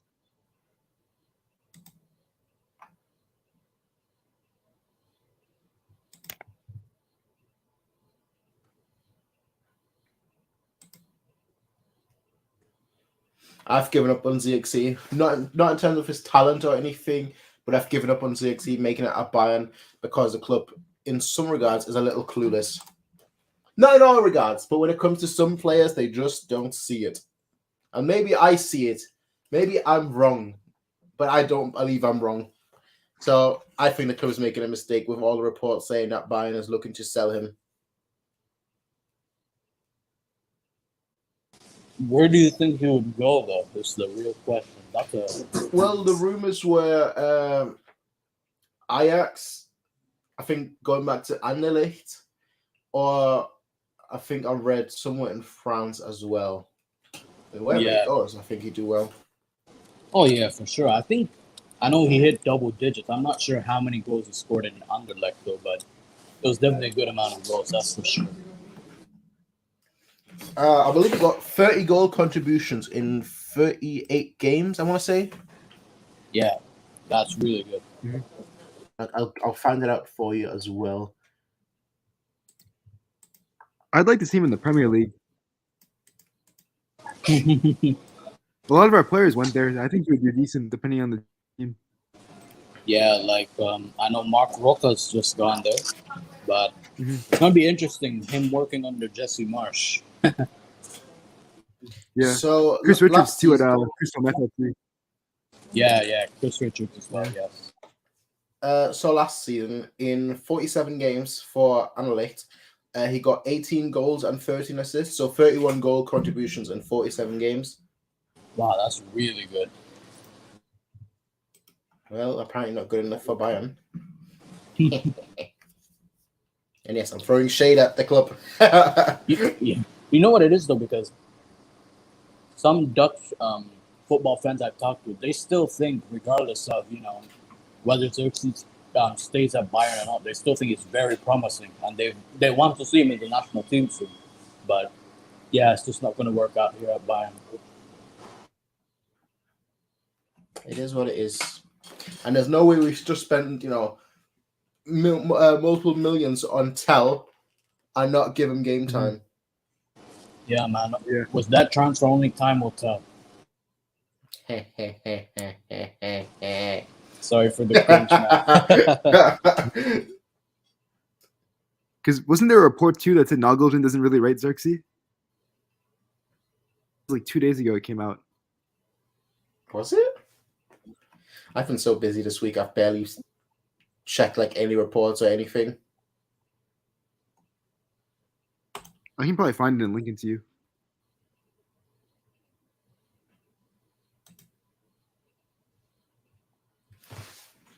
Derek, you see, I like him. There's actually I will say there's a lot of good Bundesliga commentators. The only thing I dislike about them, and I've mentioned that to them as well, is that I don't like when commentators just use random German words in their sentence just for the sake of it. Well, like that people don't know what it means. So you've got words that like Schadenfreude. Most people will know what that means because that word it's not common, but it's common enough to where you can use it. But then sometimes they'll just go off and name some random ass word, and I'm just like, is there really a point? Is there really a need? Come on, what's the point? You're just saying a random word and then taking 5 minutes just to explain it. That's my one gripe with commentators sometimes that commentate the Bundesliga. I kind of like it. It gives some uniqueness to the Bundesliga. Man, is that Musiala again? I put the report in the chat too, in the group chat if you want to see it. The Xerxes one. We'll have a look. Oh yeah, but I was gonna say Prince. I kind of agree with you because I remember one time, one of my friends, he was watching the Bundesliga for the first time, and he was talking about how I think it was Derek Ray. He was saying he was talking about how he says these German words, and I was like, which German words are you talking about? He was like, what does Hinrund and Rockrund mean? I was like, oh, and then he was confused, what the hell does that mean? And it's so funny because I searched it up for him, and it was basically means first 17 games, last 17 games. And then when I searched it up, it turns out Bundesliga even made an article where it's called the Bundesliga Dictionary. So whatever the commentators say, and if you don't know, you could just go on the website and you can find out yourself what each word means. Exactly. I mean, that's just the way it is, isn't it? That was a good flick by Musiala. He's cooking so hard. Oh, he is. He hasn't stopped cooking. We all talk about Chef Gnabry or Chef Steph. It really is Chef Musiala. Mane's been kind of poor since this half started. 2 bad touches, passes. I mean, a name that we haven't talked about in this game as well is Davis. I feel like the second half he's been, well, not that great. Gnabry, what are you doing? Oh my god. He was off balance. Mane's in the box for the. That's such a good pass to unlock their defense. Gnabry's off balance. Shit pass. This shit shot. It should have been a pass earlier.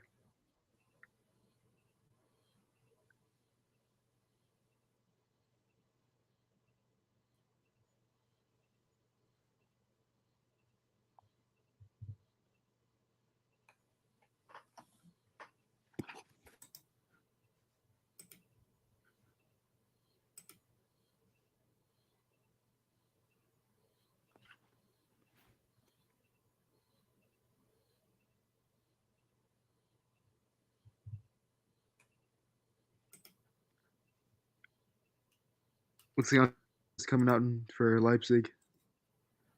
Woohoo! Yay, changes! Woohoo! Where are the Bayern changes? Where is... I know Tal can't play in this one, but still, just bring on his cousin, Matthias Tell with 2 L's. He'll be eligible. He looks the same as well. I wish the club did that actually. So we can't register Matthias Tell. Well, we've got his 18-year-old cousin, Matthias Tells, who looks the exact same, plays the exact same, but is 18, so he can play. For them too.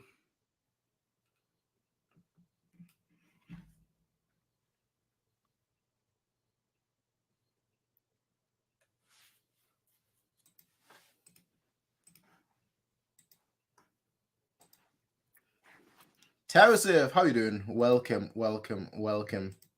Hello, lads. Sorry for being late. I had to cook and clean and babysit the first half, so I missed quite a bit. But I had it on my phone, so I saw the goals. I saw most of the highlights, but I couldn't follow the game information-wise, strategy-wise, tactics-wise. So far, in the first half, it was a very, very decent game. I think the attack seems to be it seems to work, right? We've always said without Lewandowski, we seem to have a more flexible type of play going forward. And what surprised me is the defense seems comparatively, compared for Bayern standards, very solid, which is funny because the one game they seem to be solid. Neuer makes creates some sweat on perspiration on my forehead very early on. Very happy so far. And could you guys still quickly tell me what time you're on? So because I'm watching on free TV and I might be ahead of you somewhat. Well, I know Daniel is the one that is probably the furthest ahead. I'm 20 seconds behind him, and I don't know how everyone else is in terms of time wise. I'm currently at 53 and 20 seconds. I'm at 53-52. Yeah, I'm at 54-20. So I'm going to I'm not going to react if something happens. I'm going to react with you. Oh no! Don't worry. Daniel has been spoiling the whole time, and I have no issue with that at all. You can react. Yeah. By the way, did you see the Dortmund game yesterday? Prince, your boy Mokoko, didn't really knock me off my socks. Tulsa, don't break his heart, man. What have I Getting a done? kick on the ball. Why is You everyone joining, you're against getting a me? kick. First, No, we're it was- talking negatively about Zixi. Now with Coco, what's next? At least Gakpo is doing well. It was so funny because I was watching it with Hussein on his Twitter space, and we were immediately like, Prince is probably going to watch this because of Makoko. I wasn't actually. I wasn't at home, Ah, okay. so that's the reason why I didn't perform, because he knew that I wasn't watching. Speaking of, where's Nagels? I've never seen a stream without Nagels. I know, right? Strange. How bad was Mukoko actually? Like, I didn't really pay attention to him, but I don't like. He didn't like. I don't remember a thing of him of his, which is not good if you're a striker. Oh, sorry. Oh no, I was gonna say like the Mokoko news isn't the most shocking. Like DFB Pokal, bro. I don't know how, but Leverkusen already knocked out. Oh, I think that's hilarious. They That's took hilarious. 4 goals against a 3rd division team, and only this club, bro. Now, funny thing is as well, it's not just Leverkusen that went out to in the first round today. Hamburg as well. Köln. Köln, yeah, Köln. Köln. They lost to Regensburg, I think. Like so much banter. like Which is, but that's just the Pokal, right? So Yeah. well, in Germany we say der Pokal schreibt seine eigenen Gesetze, meaning like the cup has its own laws. Exactly. And I mean, what was the craziest thing that I've seen? Like, I remember Frankfurt, after having won the cup, like losing in the first round against I think an amateur side. But there were times that were like much crazier times, like the legendary 2011 season where you had 2 second Bundesliga teams in the semi-final, and in one Yeah. semi-final as well, meaning one of them would eventually progress to the final. Yeah, Which I think and I Duisburg and Cottbus. Duisburg, yeah, Duisburg. And I think one of the finals before, like a few years before that, it was like an amateur team of Hertha Berlin. I could be wrong, but it was one of those clubs. Their second team. Which is so funny because every year we say, you know what, the final always takes place in Berlin, in the Olympiastadion Berlin. Hertha must have a Finale daheim type of thing. One day for sure. But the only team that's ever managed to do that is their own amateur team. Honestly, I see Union Berlin having that cup or even that final before Hertha, because Hertha is a mess of a club.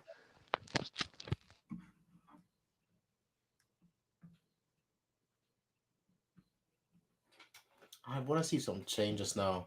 60 minutes played. I want to see some changes. They've hit the post with Silva. We're weak on the corners. We don't have that much height.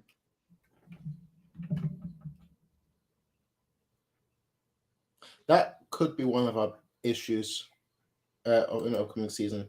Like, our height mainly comes from our centre backs, and Muller to a degree. Yeah. And Lucas isn't that tall, to be fair. He's on the shorter end of the center back. He's not short, but he's not tall either. Yeah. He's not like a Lisandro Martinez midget, but he's not like Van Dijk. Yeah, but Delict is also, I'm thinking just like in Preface, right? Just 189, which like, oh.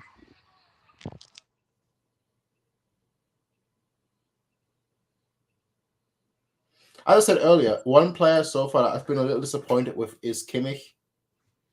Not because he's playing bad, just I expect more from him. We're in a few. We just Go on, spoil it. we just jinxed it completely. Sorry. you Oh. Oh, come on. My scoreline was right though. At least I got that. But it's so predictable in the corner. So predictable. Whose fault is this? I think Lucas, no?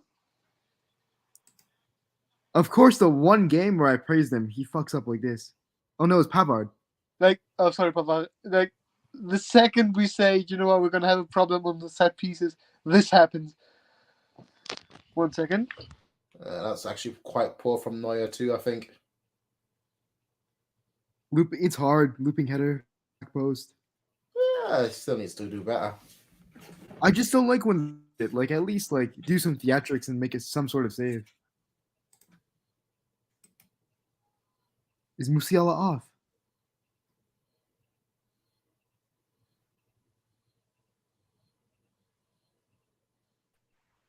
I think here we can use De Ligt in the aerial challenges, you know?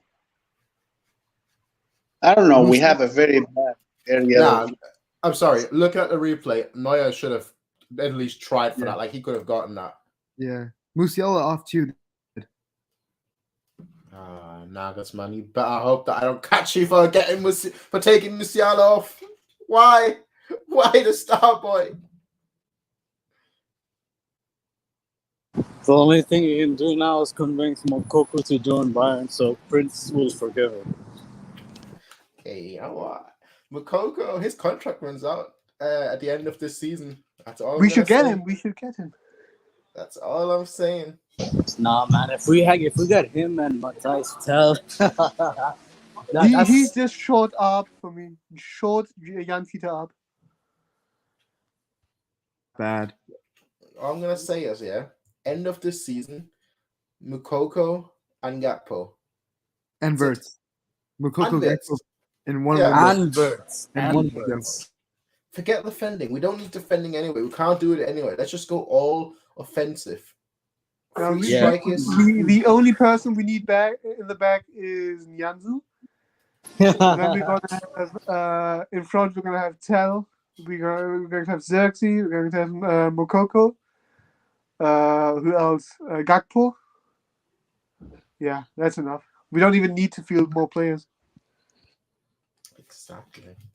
Man, we're actually getting outplayed in this half, like in the last 5 minutes or so. I need to get myself my ice cream. This is just sad to watch.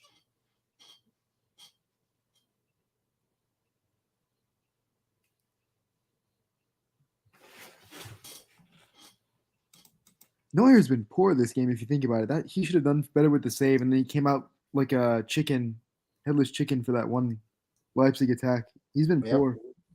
Just how just what I said during the City game, right? When I think it was Kor who was going after Ulreich, and I was like, wait, hold on.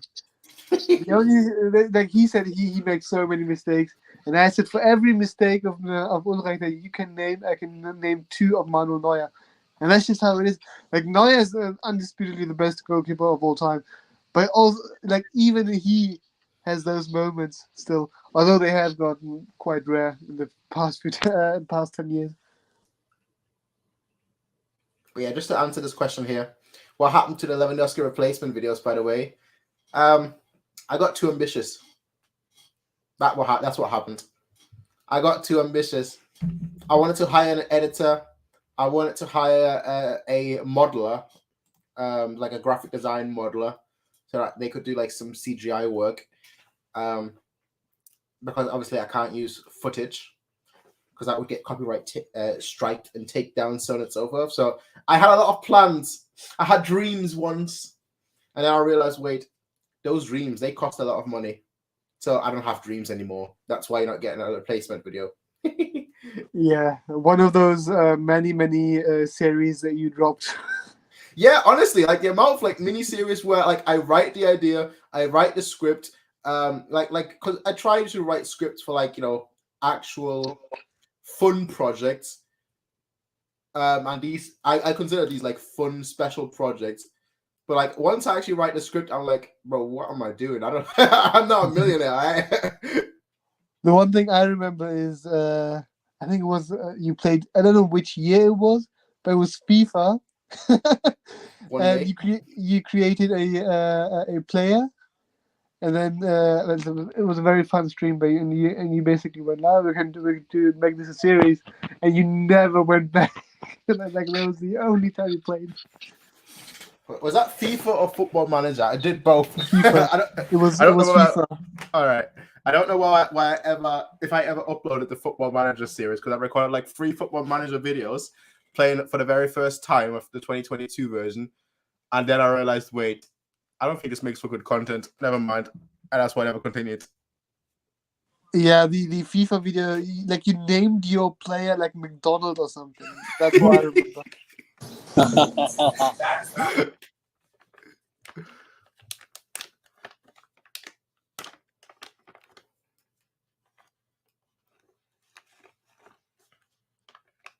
Kimmich's been better this half, I think. He's been having some good passes. You say that after he just got a yellow. Yeah. Oh, yes. Let's go. Go. Yes. Do you see how I pretended to not know that this was going to be a goal? Okay. Yes. I had to mute myself because the commentator was obviously very loud then. By the way, I really love like on Twitter there seems to be a discourse whether Musiala should start or Müller. But my opinion is both should start because like come on. Yes. Gnabry, sorry. I really wanted a Müller goal just because I've got a bet on Müller scoring. I know.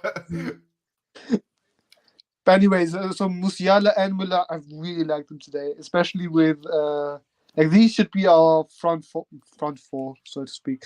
Like Gnabry, Mane, Musiala, and Müller.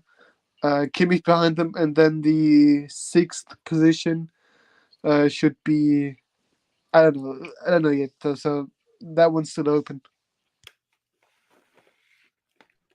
Look at Nagelsmann. Just like he's winning a UCL final or something. I mean, it is a former club. Did you see the way Nunez celebrated after the final whistle? I thought he just won the Champions League.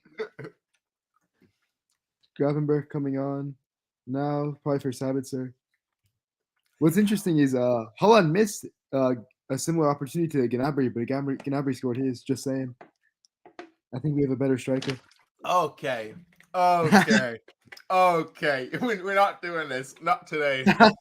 Also, Tawasif is muted, which means we probably score another goal. He's trying to hide it. Yeah, he's trying to hide it. Well, no, either way. If you're muted, we know. Exactly. But we're not doing slander against Haaland. All right, that's not happening. Not in big 2022. It's not happening. We missed from 2 inches out. We're not slandering Haaland in big 2022. Everyone in this chat scores that chance. That's all I have to say. It's so hard being a footballer in 2022 because even like preseason games, people will clip your like a bad first touch, which even the greats of the past or have always had, and then they're just gonna clip it, make highlight reels of it, and you're immediately under pressure. Like Darwin Nunez, he's not like this was his first real game for Liverpool. Also interesting, Gravenberch on for Thomas Müller. Mm-hmm. And based on what I can see on the pitch, he's playing further forward. Yeah. Musiala came off also, right? Yeah. Musiala came off earlier for Coman. Yeah, for Coman. Yeah. So it's a front three then, like Mane, Gnabry, Coman. And Sabitzer, Kimmich, and Gravenberch behind them. Defending by Lucas. I kind of like how they you were saying how they clipped shitty touches and stuff during preseason. I like that. That's funny. Yeah, I like it. And like specifically the ones with the music. They put like the circus music in the background. No, it's actually so funny because there was a Bayern fan that clipped Darwin Nunez's performance against Salzburg. And everyone was commenting, you're a Bayern fan, like, why do you care? And he's like, no, it's just for fun. Do you remember that one Twitter account? I think it was like Leon something. He was huge. It was like a Bayern Munich account with a Lewandowski profile picture. Yeah, and he once made a compilation, a highlight reel of bad defending in the Premier League. Because at the time... Mane. Goal, probably offside. Yeah. Yeah, but Yeah, it's back in offside. the day, it was I think right after the pandemic, and the first league that was back was obviously the German league. Yep. But the players didn't have a single training session. I think one training session and had to go play, and obviously the defending was all over the place. And people made fun of the Bundesliga, and he basically made a highlight reel of all the bad defending in the Premier League, which is true. I mean, like Premier League fans are very, very hypocritical, right? If Bayern scores a good goal, it's bad defending. But half of the incredible goals, be it like team goals or individual accomplishments, they're just shit defending. Same goes for like when people mock women's football, like, oh, it's less quality. But the same things happen in even in the Premier League at the highest level, supposedly highest level. So yeah, that was I think that tweet also got like tens of thousands of likes. So which was like good times. You know what it is though, because if you show them like bad defending or multiple defenders in the Premier League, right? They're only gonna focus on one defender. That defender is always Maguire. They'll be like, "Oh, Maguire's ruining Yeah. their reputation in the Premier League," even though just like everyone, they're making a mistake. Is it not indicative that he's the captain of one of the biggest clubs of the country and also the country itself? I mean, sure you can say, "Oh, it's Maguire," but Maguire is still the captain of England. I'm sure there are different reasons for that, but also back in the day, it was him, it was David Luiz, and it was Mustafi. Those three. Stuff, that was funny. man. Oh my goodness, man. If only Stewart didn't get that injury, this guy would not have a World Cup. If Bart Stuber had injured himself, like Boateng and Hummels wouldn't have, like, especially Boateng might not have had the career that he had, because he was, my case is Bart Stuber would have been the best out of those three, like Hummels, Boateng, and Bart Stuber. This is why his injury is to this day the one that hurts me the most, because he has just so much potential. Like, imagine back three of Hummels, Boateng, and Bart Stuber.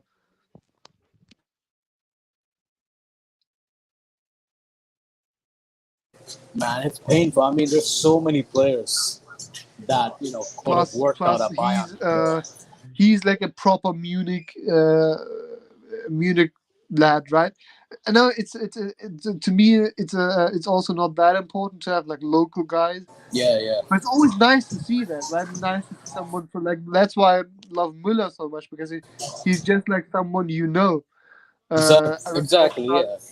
In the Munich area. It's the same with Philipp Lahm. He was I think from Nymphenburg, which is a part of Munich, and Bart Stuber as well. It's always nice to have those players. Yeah. The Götze was from Memmingen, I think, also. Yeah, there's a lot of players from there that I can recall. But yeah, man, no, I agree 100% because I think the Bayern's academy has always been great, and I mean, just look at the names we produce, and of course having local players, I think is very important. And I think sometimes, for example, people overlook like the benefits of having local players too. With like homegrown quotas and everything, it actually benefits you a lot. So someone like Bart Stuber, I mean, forget even the homegrown quotas and everything. I just think, he was a very good defender, had a lot of potential. His injuries screwed him over. And yeah, and also Bart Stuber's left-footed defender as well. So that would have been really beneficial, of course. So, yeah, it is what it is. But we move on, and Bayern is still Bayern. We're winning this game now. We won Champions League just a few years ago. We won treble, World Cup, all this and that. But Germany won World Cup, not Bayern. But yeah. We're so poor defending set pieces. We have to improve on that. But at least I got the feeling that we're working on the set pieces when we're about to attack, right? Like, I think one goal even resulted from a set piece. The one De Ligt scored against was DC United. And there seems to be some sort of training behind that, which wasn't the case for the longest time with Bayern. Like, Kimmich's corners actually seem threatening, which is something I never thought I'd ever say. Bad. They always find their man Leipzig on the set piece. Yeah, that's what I was saying. For them, set pieces is like the biggest thing. That's why they played Szoboszlai today. I don't know how many times Szoboszlai started, but I do know like maybe half of this season. But yeah, they're definitely wanting for him. I mean, how do I say his end product, his deliveries are just very good, very consistent. And I don't know if you guys remember. I think it was against Frankfurt or one of the clubs. Like Szoboszlai's free kicks, man, unbelievable.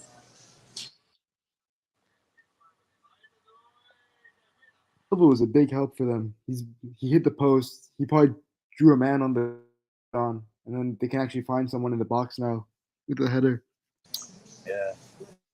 It's just a shame that they decide to actually compete when the game's over. Yeah, no.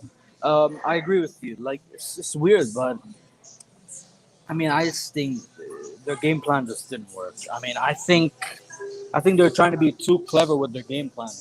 Yeah. Like, I think they were, how do you say? I think they were not necessarily parking the bus, but they were a bit too defensive minded, and that kind of hurt them.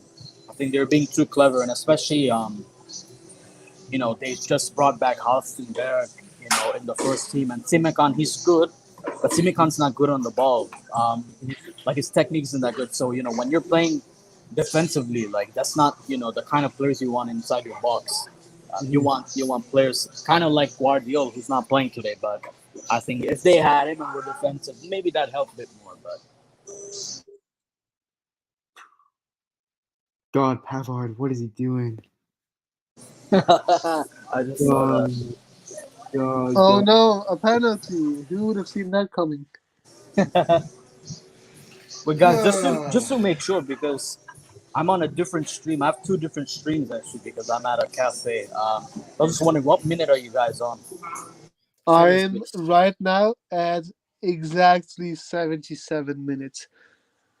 I'm at 76:40. Yeah, so I know Okay. the result of the penalty.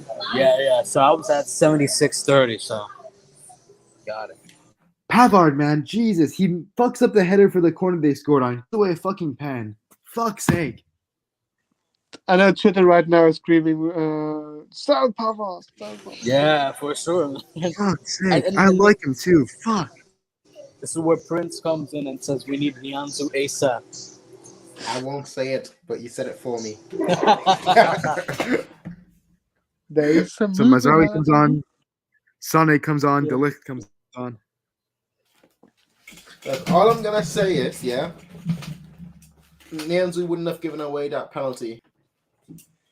I agree. Yeah. I agree. That was just a stupid tackle. There was no danger. Why the fuck are you making the tackle?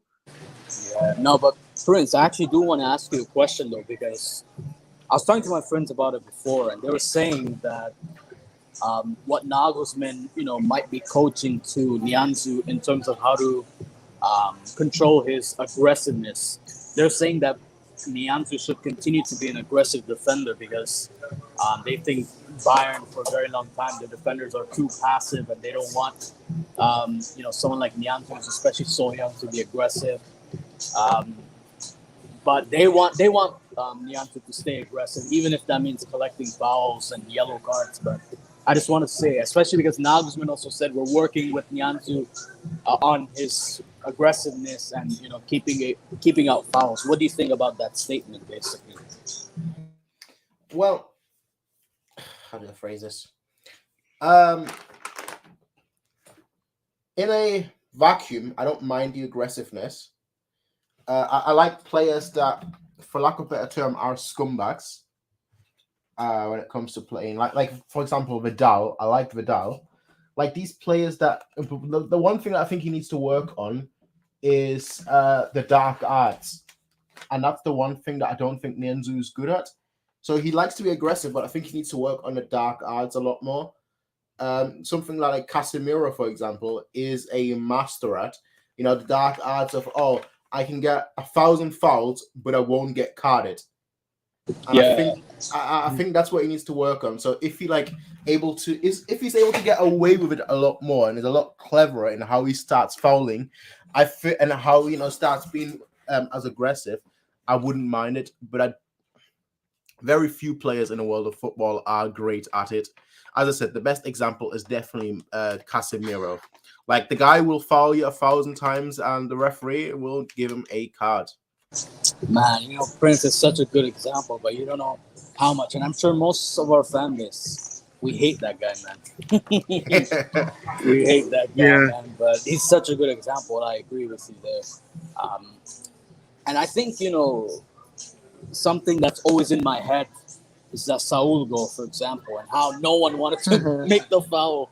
But oh, come on, Mane. Oh yeah, that it was good by Mazraoui. Yeah. It was really good by Mazraoui. All I'm gonna say is, I don't know whether it's Monday. I haven't decided yet, but let's just say Monday. There's going to be an interesting video coming up about. Sorry. No. No, they scored. We scored. Or they scored. They probably scored. No. Yeah. It's just a waste. Let's just say that. Oh, Sane fucked up then. No, Sane. Surprisingly, no. He was the good one. Oh, it was that's a waste. It's like immediately anything goes bad, just blame it on Sunny. Sane actually did really, really well. Yeah, it was the other that's bad.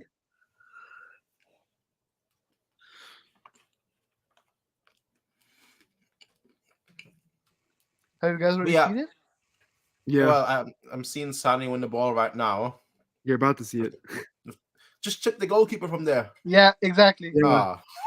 Too late. You see that disappointment. But yeah, well, as I was saying, there's probably going to be a video. Well, not probably, but there is going to be a video next week. I haven't decided on the day yet, but it's about. Well, I'm not going to spoil it, I guess. But what I will say is, there's going to be a discussion about Mazraoui, and I like him. I'm excited for him. I want to see how the season goes. He creates a bit more of a balance, right? He's a more attacking force compared to the other players that we have in that position. Specifically, like in regards to Davies, because we always had that like lopsidedness, right? Like we have the offensive left side, and whichever winger is on the right side was fucked essentially. And with him, like he's the one player of our new transfers that I'm excited to see the most. Not because he himself will provide, like because he's so exciting, but what that means for the team. Yeah. Fair. I think if we go with the 4-triple. No, go on. Oh, I was gonna say with the 4-2-2, if Mazraoui being the attacking fullback, there's really no need for Pavard if he wants to play the center back role, because we have a defensive right back in Stanisic too, so would be interesting option to sell if an offer comes in. True. But yeah, as I was trying to say, one thing I'm keeping an eye on in this game is difficult to see, but I'm trying to see De Ligt organizing the back four. So that's what I'm looking out for. Like, not so much how he plays, but more so how he's trying to direct the back four and to do, what he should, I guess.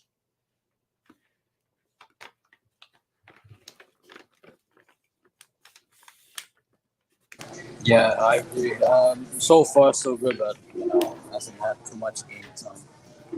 And just asking guys, our first Bundesliga opponent is Frankfurt. Is that right, or is it someone else? I believe it is. What a week for Frankfurt as well, because they play Bayern and then they play like Real Madrid 3 days later. Oh yeah, Supercup. That's a good pass. By who? By Sane. Oh wait, was it off? It was offside. Yeah. Mane's been offsides a lot. Fuck me. I mean, that's one of the things I actually expected, because he's like those Well, the coordination with the other players is not like perfect, Yeah. right? It's his third game for us. Like no, the second game, he missed the City one. Sometimes he'll start too soon. Maybe the pass will come too late, and that's to be expected in his second game. And also, I'm also very like in general with the game. There's only 5 minutes left now. I'm very content with our performance because obviously, like the second half, we've not been good, but what we've shown in the first half was very promising. That's the first game of the season. We can only improve, and hopefully we do.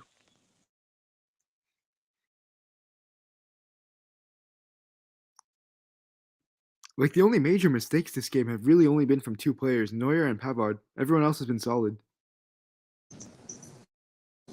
Yeah, and the Neuer mistake.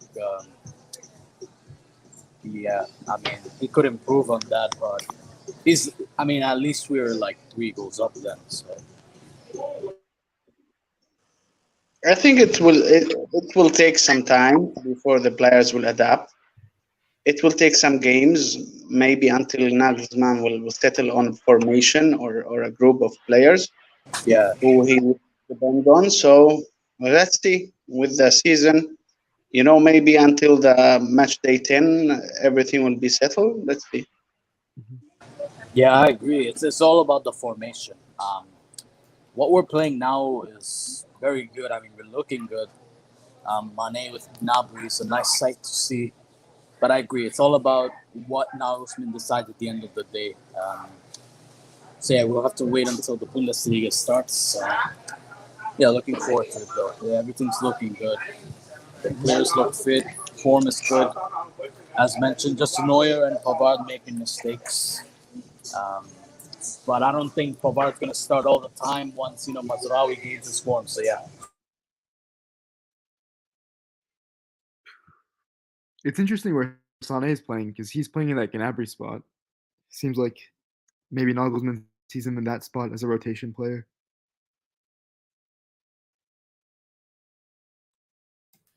I just want to say, Milan Gatic, I don't quite agree with that. We looked poor even before the substitutions. Like we've just looked poor in the second half. The substitutions have honestly had little to no change in regards to that. Anyway, Sani with a yellow card. Oh my God! I just went on Twitter, right, and these Tottenham fans are having a meltdown because Roma beat Tottenham in a friendly, and Roma's coach is Mourinho, so they're having a meltdown. Like, oh, this guy just took vengeance on us. Man, friendlies are annoying. Like really, really annoying because for some reason fans always put too much emphasis on them.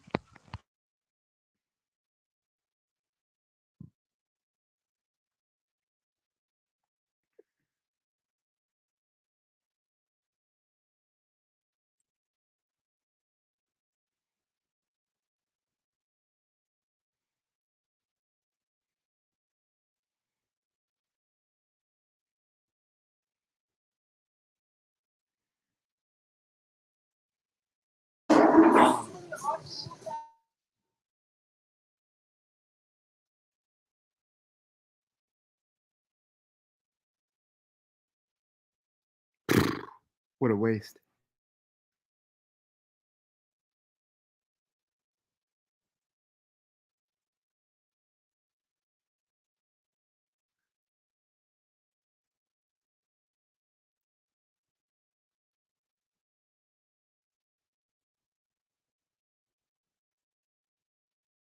Fucking hell.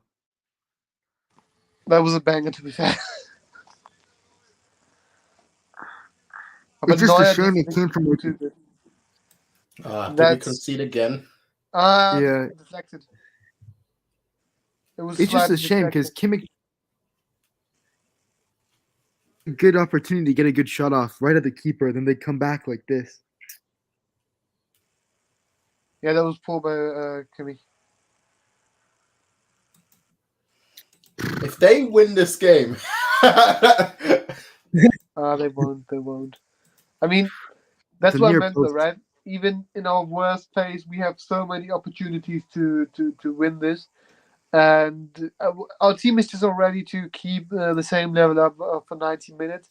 But within the next month, 1.5 months, 2 months, we're going to be able to do that, and we will be right back at the top of European teams. Right now we aren't, but we will be, inshallah. De Ligt was churning like Sula during that goal. We need this midfield to kick in, man. We just need the midfield to catch the game, the rhythm, the stuff, you know? Man, that goal is gonna have all the Juventini fans on Twitter going crazy. Like, oh, look at Selecta, he just let Dani Olmo score. Oh man, no one What an insecure fan base, by the way. I mean, come on. The only thing he said was the Bayern style suits me a bit better, and people are still mad over that. And meanwhile, Lewandowski literally says, "I'm dead inside," and we had the same reaction, so like miles apart. Yeah. Nah, but I mean, I can't really blame De Ligt. I mean, you just saw him running all the way to Dani Olmo there. So, yeah, it's a good effort from him. I can't really blame him. But this is how we close out the game. My stream is a bit behind because it keeps lagging. So, If they equalize, I'm gonna be so pissed. yeah, man. Oh my goodness. I mean, I won't mind. I like more entertainment, but you know, we did so well. That's why I want the game to close quickly. So.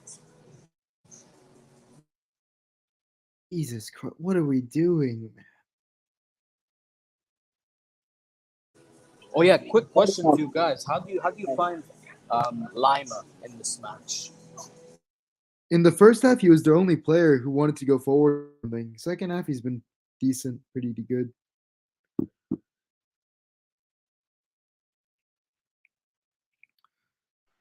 I don't think he's a Bayern material. I don't think. I did not like his effort all of this game.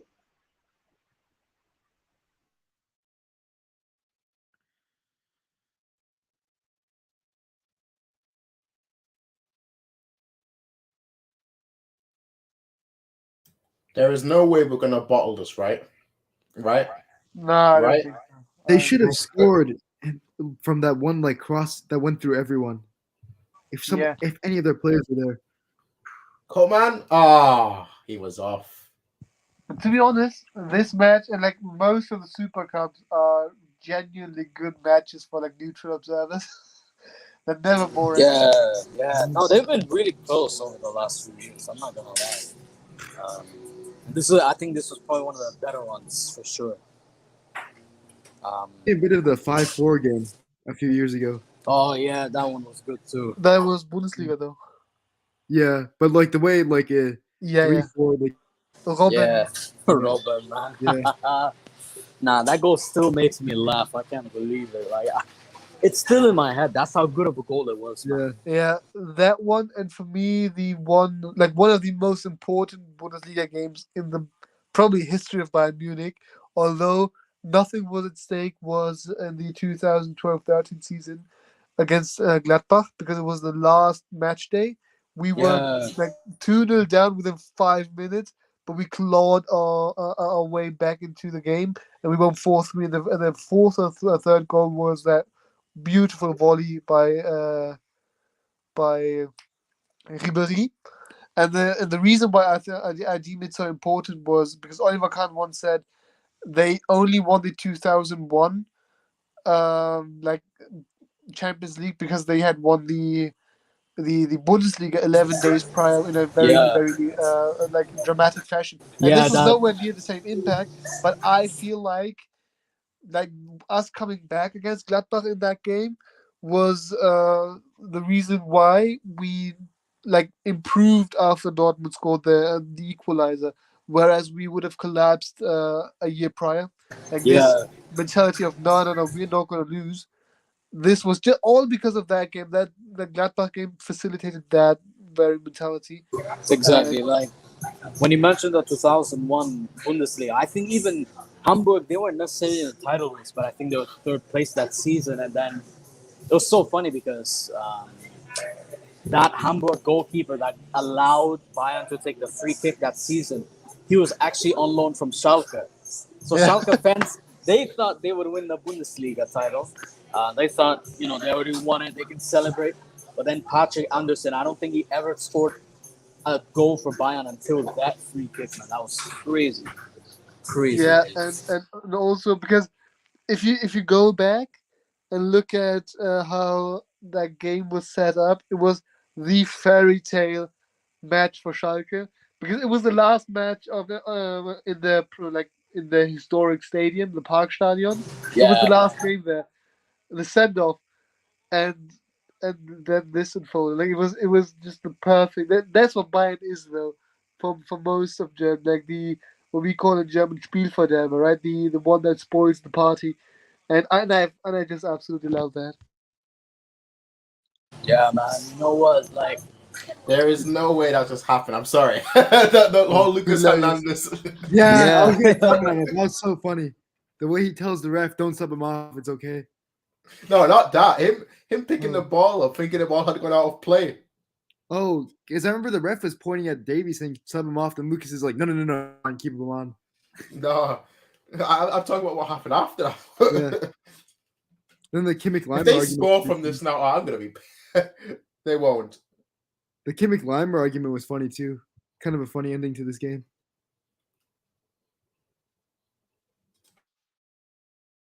what the hell is going on, man? Yeah, let's just say we need still some automatisms to set in, but they this match is very chaotic, but I love it. Mm-hmm. Lots of positives from the game.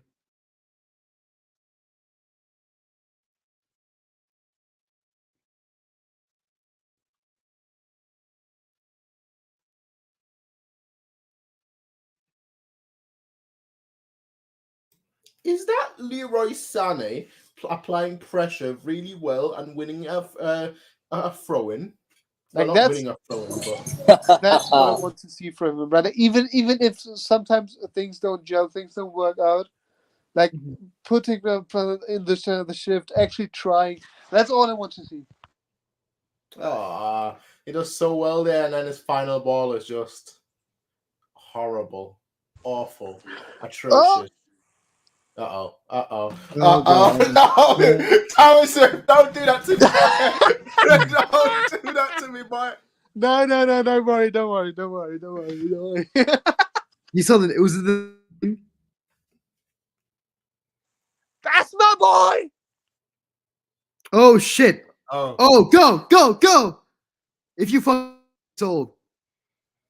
I don't know who your boy is, but I whoever that is, it has to be good. Oh, that's Let's good. go, That was boy. good. Let's go, good. boy. That's good. That was really that good. Might be Sané or Davis.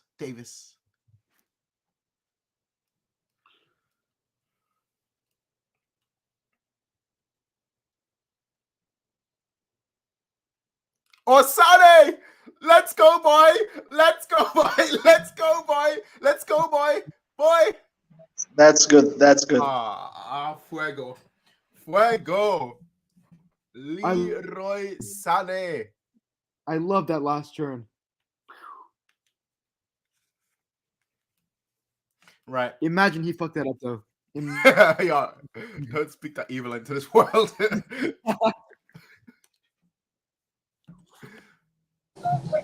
One of my friends just texted me his day is ruined because Sané scored. It's like one of his biggest haters. I'm like, come on, man, it's a trophy, man. Just be happy for it. He's like, no, thank you. Let's see the trophy lift now. Yes, another trophy. Mane and the Licks first trophy, guys. All I'm gonna say is, and I mean this with 100%, 100% seriousness. The quadruple is on, boys. I think so. Yes, I think so. We've won the biggest trophy in world football. third biggest, but the biggest one is Audi Cup, then Telecom Cup, and then this one. Stop it. This is probably bigger than the Bundesliga because this one's harder to win. Exactly. Just to get into the Supercup is impossible. Let's not forget the Musiala masterclass in the first half too. It's very telling, Golden isn't boy. it? Golden Musiala went off, and suddenly Bayern collapses. Makes you think. Golden boy right there. Mane could have had like 7 goals today, but he was offside for like 6 of them. Yeah. Goes to show how deadly he is, though, because Lewandowski doesn't get in those positions. You know, I really like Tedesco, but he has to hold that L. He has to hold that L. Sorry, man. But it's Nagelsmann's time today. It's his time to shine.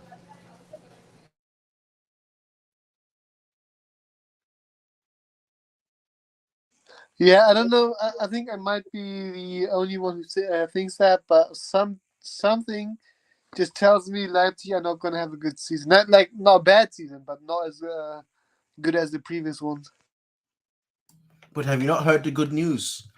Timo Werner, the legendary striker, the legendary superstar, is about to return to RB Leipzig. And the RB stands for Rasenballsport, not Red Bull, as many people get it wrong. It's Rasenballsport Leipzig.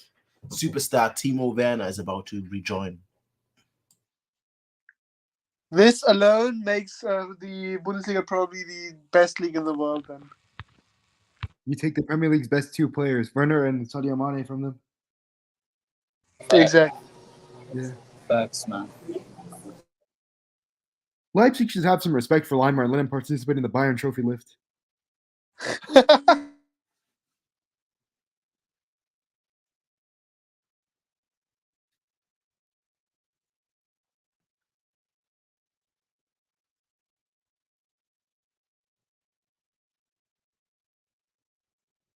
By the way, where are you guys watching the game? Like, on what channel or what stream? I'm on ESPN. I just have a random stream from, what's it called? liveonscore.tv. Not promoting any streaming sites, by the way. some dodgy stuff. All I'm going to say is my go-to dodgy site is totalsportec.com. But they didn't have like any Bundesliga games last season. But I think they picked it back up. They have very good streams, and I'm absolutely promoting it. All I'm going to say is, crackstreams.nu and liveonscore.tv. That's all I'm going to say. Yeah, links in the description down below. ESPN Plus, home of the Bundesliga. Not sponsored, but if they want to. Hey, if you want to. Exactly. Thing is, I've been toying with the idea of just getting all the all the proper stuff to watch it, but it would cost me like 60 to 70 euros a month. So no. Yeah, no, I get Bundesliga for free anyway, so I don't really care about that. The betting websites all have Bundesliga and La Liga and Italian league and French league for free. Yeah, that's what I noticed too. So that's why I cut off my in America the ESPN subscription. Just canceled it. Just watch it there.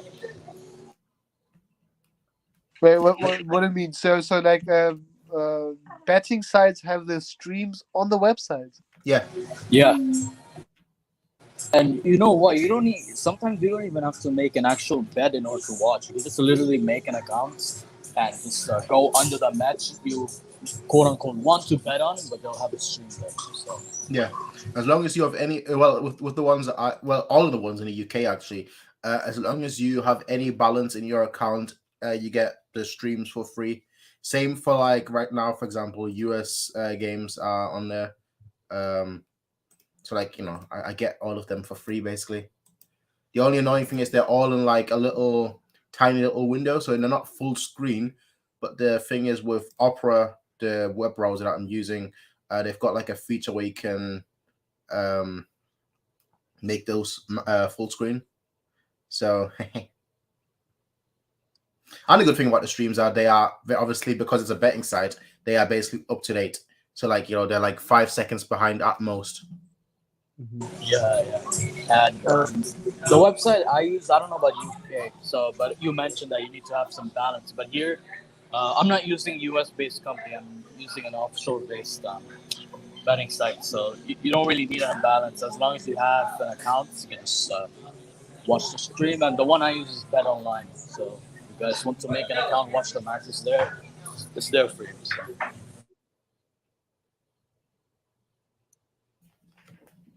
By the way, one thing that nobody's mentioned, Alphonso Davies assist there at the end for Sané. Yes, Nice. I realize. Anyway, with that said, what's everyone's thoughts on the game then, now that it's over? As I've already said a few minutes ago, I'm all around like content. Obviously, there's a lot of room to improve, but that's a good sign to me. Excuse me. Yeah. So we're just gonna improve. If we keep the level up that we had in the first half, we're gonna be unplayable. Okay, fair enough. I'm just looking at the sofas. Sorry, say that again. I thought it was a good game overall. Musiala and us. The only we conceded 3, but really it was because of 2 players when you think of it, Pavard and Neuer. But other than that, it was a good game. It's a really typical game for a preseason game. 3-5, 8 goals. This feels like the legendary Telecom Cup. Matisse Tell down there right now. Isn't that annoying? It's so annoying. He technically, it's not his first trophy. Man, I think he would have been feasting today against that Leipzig team with how they defended. He would have blown up on Twitter if he got a goal today. Oh, absolutely. Imagine he scored imagine though he missed, not missed, but he didn't convert or missed like a golden chance the way Haaland did. That would have been horrible. I'd be here for it though. Was he not eligible to play, or what's the deal here? Haaland, by the way, had a very bad game today with Manchester City. Yeah. Like Haaland just had an absolutely terrible game. But in regards to Matthias Tell, essentially because he's under 18, like the FIFA committee has to register him, or from what like the UEFA committee has to register him, and they only meet every 2 weeks. So they need time to register him. That's why. Sorry, go on. It will be interesting to see him playing. You don't know how he will, take the pressure off, how he will perform, how he will position. I don't know. I feel like I really need to see him playing. Maybe I don't think he will give him a full game at the start. He will maybe start putting him after 70 minutes. So I don't know. Let's see. Don't worry, he'll get a hat trick in his first game. I agree. It's a bit bullshit, the UEFA committee, too, meeting every 14 days during a transfer window. Yeah, exactly. It's like, why? Yeah. Like, during a regular season, take all the time off you want. I couldn't give a shit. Transfer window, fuck off. So stupid.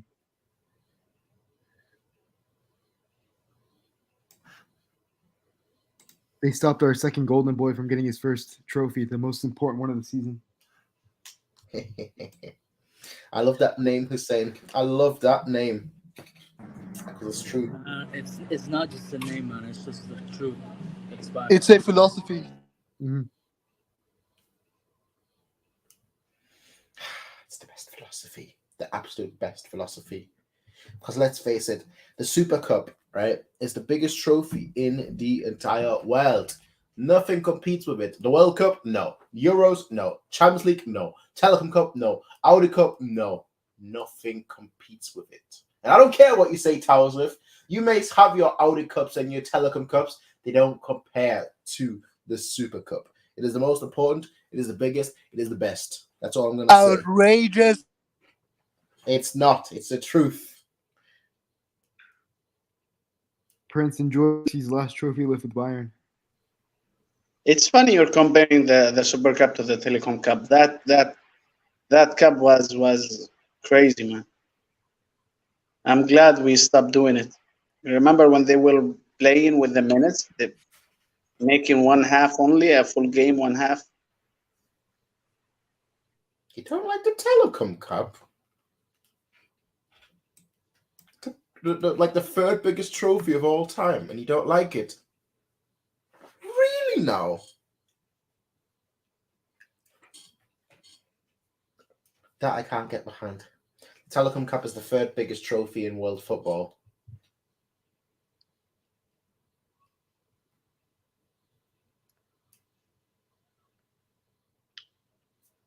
Neuer with the trophy lift. This feels Look like at one of those Nagelsmann. It feels like one of those school presentations where like someone else does all the work and then you get the credit and you're able to lift the trophy up. That's Neuer in this game. Yeah, but only this game. Normally it's the other way around. Brazo not smiling. God, your new signings are really good. Expected to smile or something. He's channeling his inner flick. Mane with the lift.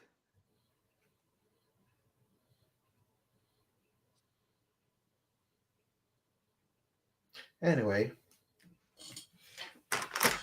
Player ratings. I guess we can do that.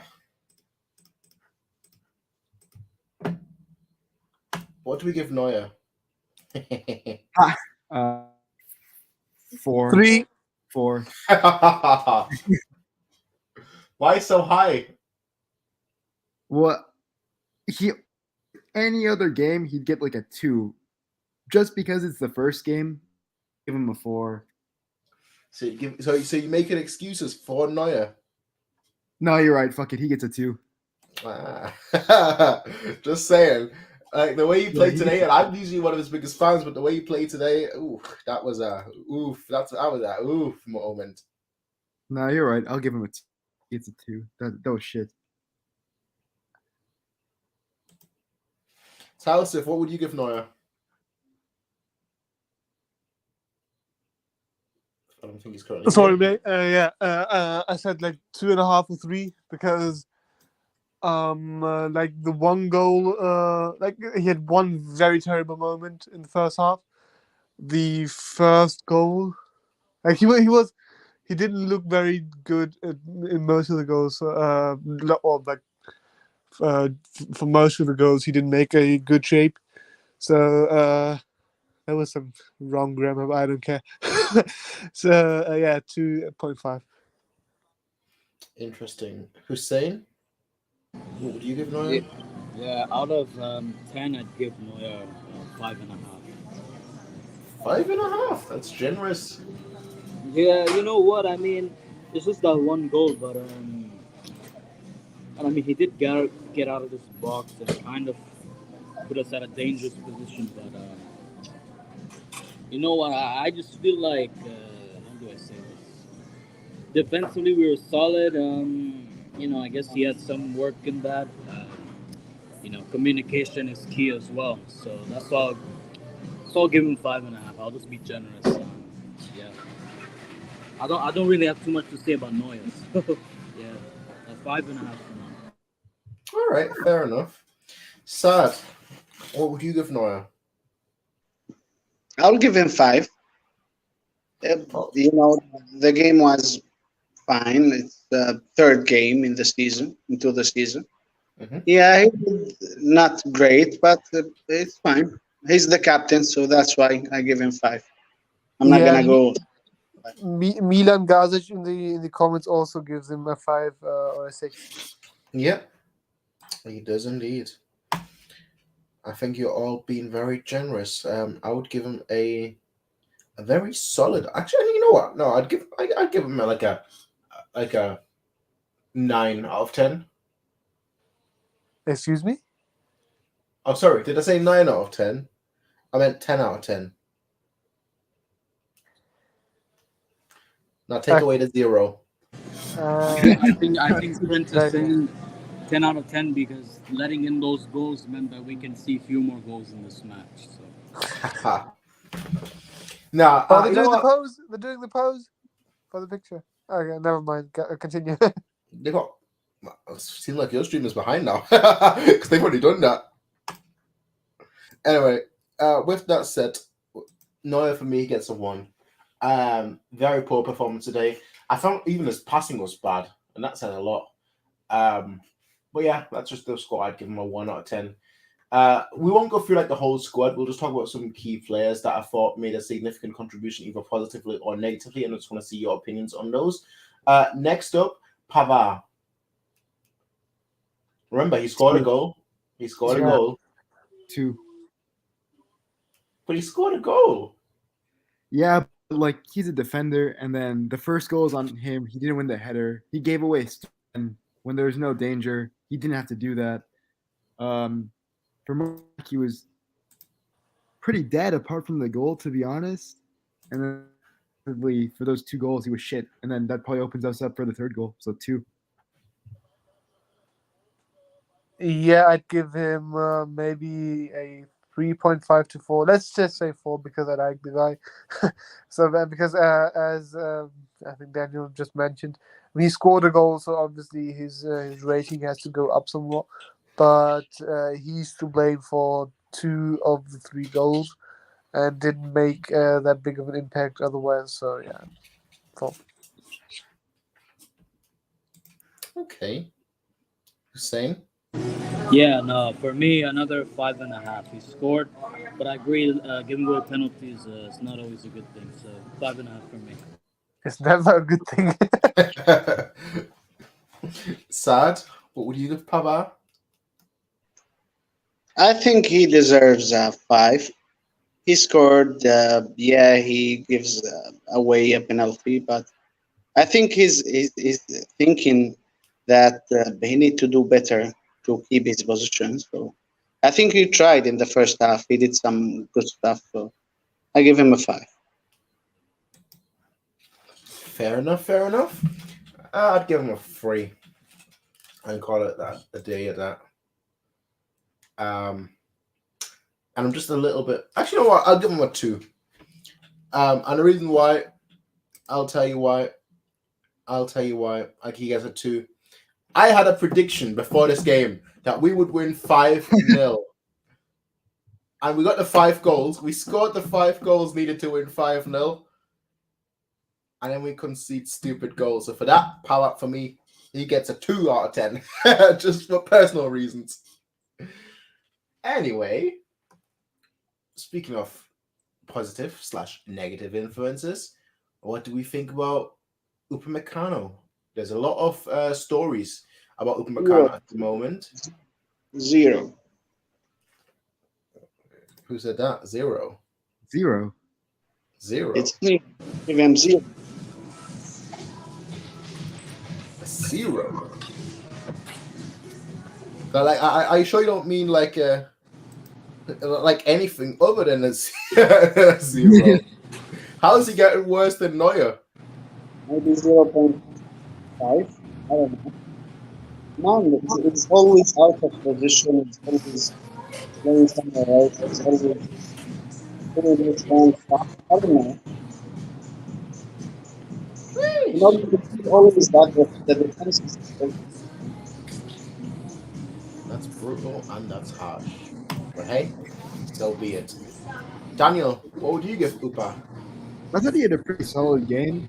He didn't really make a standout mistake. He had good positioning for what he usually does. I'd give him 7.5, bordering 8. Okay. Tausif? I mean, he got subbed off in the second half, and the second half is the one that I really paid attention to and really could watch, honestly, because I was cooking. So I can't really say that much about him because he's one of those players that I haven't paid attention to because I was focusing on the front people. So I'm just gonna give him a 5 by default because literally I have nothing to say about him. So maybe a 6 because he needs a break. So. Okay. Hassan, what would you give Upamecano? think he just left. Okay. Well, moving on then. Another player that I think we need to talk about is Sabitzer. What do people give Sabitzer? Daniel. What was your rating for Upamecano? Oh, mine for Upamecano, I'll give him a 6. Okay. Yeah, I'd give him a 6 as well. All right, perfect. Sabitzer, another one that, a lot of stories have been written about. Should he stay at Bayern? Should Bayern sell him? So on and so forth. He had a terrible first season. He's obviously come out recently and said, okay, a lot of players have had terrible first seasons in their career. Doesn't mean that I'm going to leave now. What did you think about his performance today? What should he get? What rating? I really liked him. I think he was very eager. He because they at that INC in Germany they're replaying some of the goals and some of the highlights, and he was very involved in most of them. Not in the final product, but in like initiating the attack. So yeah, 7. Let's just say 7.5 out of 10. Yeah. No 7. Let's keep it at 7. Okay. Daniel? I thought he was good. I had doubts with the double pivot. He was very good at controlling the midfield with Kimmich, and that's when we played our best football. He was pretty distribution wise. I'd give him 8.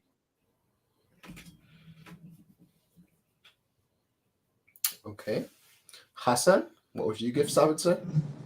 Yeah, I would give Sabitzer. I agree with Milan Jasic here, 7.5. Again, in the preview I was talking about if we play Sabitzer, we have to be a bit careful of his defensive contributions, but I think he did well there today, and also controlling the midfield as Daniel mentioned.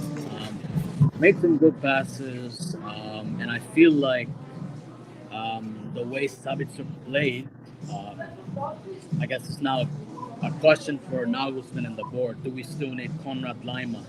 And we'll see what happens with that. But yeah, he looked good today. No issues with him at all from me. So 7.5 is good performance. All right, perfect. Sad, what would you give Sabitzer? I will give him 7. I can see that he's working on himself. Attacking wise, he's not that great attacker or ball distributor, but I think defensively he's doing well. Let's hope to see better from him in the next games. So I give him 7. Okay, completely fair enough. His partner, however, Kimmich. I've seen a lot of talk about Kimmich. Yeah, this is the one. This is gonna be a divided one for sure. I'm always here for that. So we're gonna start with Daniel, because I know you're very fair and impartial. So Kimmich. I don't think he was bad, but like he wasn't standout. He does get credit for the first half too, because he is part of that double pivot. Beginning of the second half, I did think his game upped, but then he fell off towards the middle end. 6.5. Nah, 6. Because I expect more from him. So Fair enough. Talasif. Again, strangely one of those players that I kind of didn't pay attention to. I mean, I saw once or twice him like making a mistake, but he usually is always very involved in us going forward and initiating. But let's just say it evens it out. So 6 out of 10 for me also, yeah. Interesting. Hussein, what do you think about Kimmich today? Yeah, so I didn't like him today. I thought he was getting out of his position, off guard at times, losing possession. And I think going forward, he could have done better. So for that reason, I'll give him a 4.5. Ho. Brutal. But I can understand it. Sad. What would you give Kimmich? I think he deserves a 7. Let's not be harsh on him. The game today was different. first half was different from the second half. He did some good playing going forward, so I think he deserves a 7. That's very nice of you. Personally, I would give Kimmich a 4.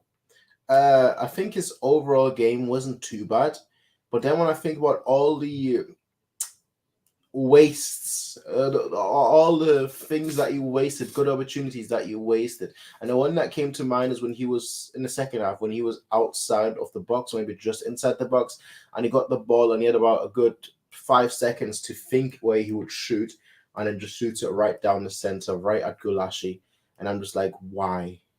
You've got time, you can place it anywhere. They weren't really closing you down. And yet, right at Gulashi.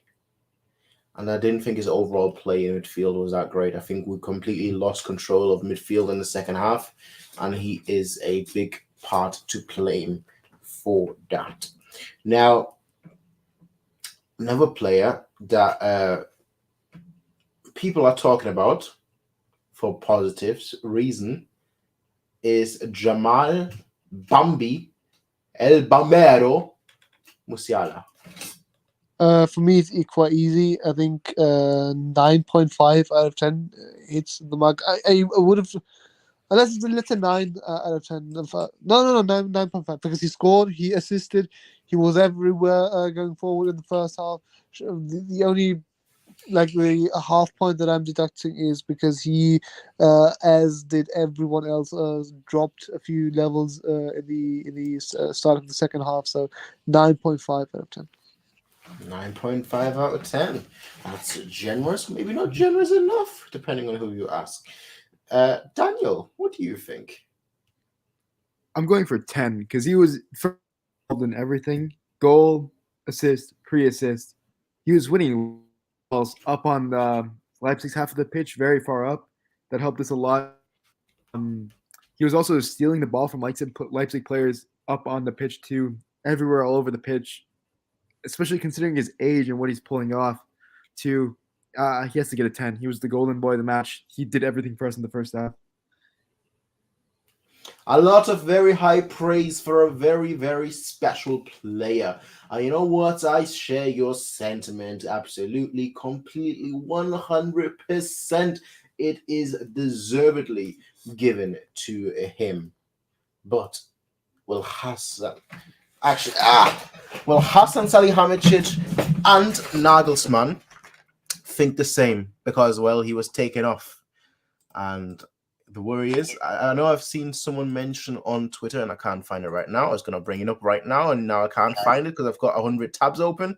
Nagelsmann saying that Jamal came off because he hasn't trained much last week. So should we be positive, negatively looking towards it? I don't know.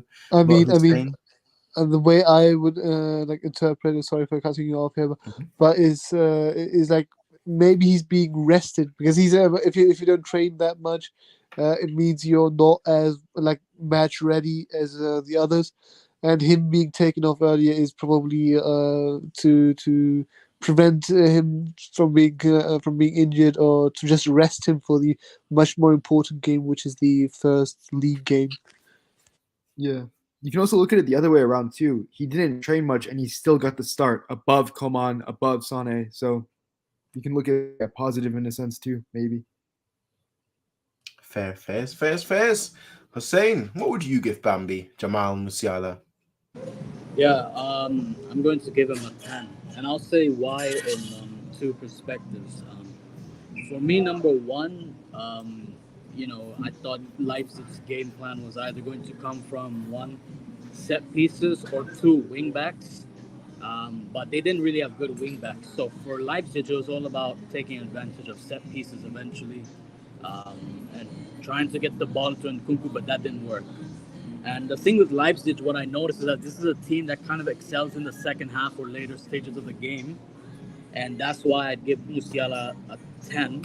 And that's because he closed the game off kind of early. I know they did eventually score goals later on, but it was really important that we get early goals against this Leipzig team. So, they can't really make a huge comeback or anything. As mentioned, he got a goal. an assist, a pre-assist, his trickery, his pace, and his intelligence too. I mean, he just knows when to get into spaces and how to make use of the space he's in. He had all of their defenders on strings. There's really no other way of putting it. And you know what? I think this is important for Musiala as well because in the preview, we were talking about how some of these players, they're going to be motivated because it's like a big test for them to show their managers what they're capable of. And the thing with Musiala is that I don't think he got enough chances under Nagelsmann last season. And I think this match is like the breaking point for Musiala to show to Nagelsmann that, hey, I deserve to play more. And that's, with the performance he gave, I don't think Nagelsmann has any other choice but to give him more playing time that he desires. So for me, Musiala, outstanding, mentally outstanding, talent-wise outstanding. He's just a magnificent player. And I feel like a player like him is going to make a huge advantage for us in, the Champions League or something like that. So yeah, this is a really good player. 10 out of 10 for me. All right. A lot of praise for this very young man. But Sad, do you see it differently? Do you see it negatively? Do you think he had a poor game, or do you think he had a 9 to 10 game like everyone else here seems to think? What are your opinion on Bambi? I think he deserved the praise. I think he did very well. But at the same time, he's a young player. He needs a lot of development. I think Hamid Zich and Nagelsmann think of him highly. I think the Nagelsmann will keep giving him chances to play.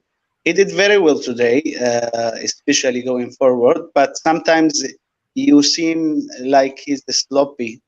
Sometimes he missed some assists. Sometimes he did not do the thing out of 100%.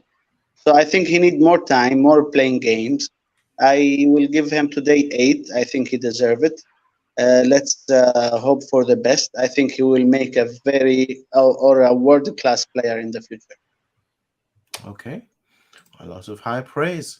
Well, so the way I'm gonna before we move on, what I'm gonna say is there was a lot of high praise today for Musiala, but equally there was obviously another young talented prodigy that, quite frankly, didn't have a great game. And if you don't know the player I'm talking about this player here, who I've got exclusive insights, unfortunately, about what they're doing now. So this is how quickly a career can go downhill, unfortunately. So we just talked about Musiala and how good he was.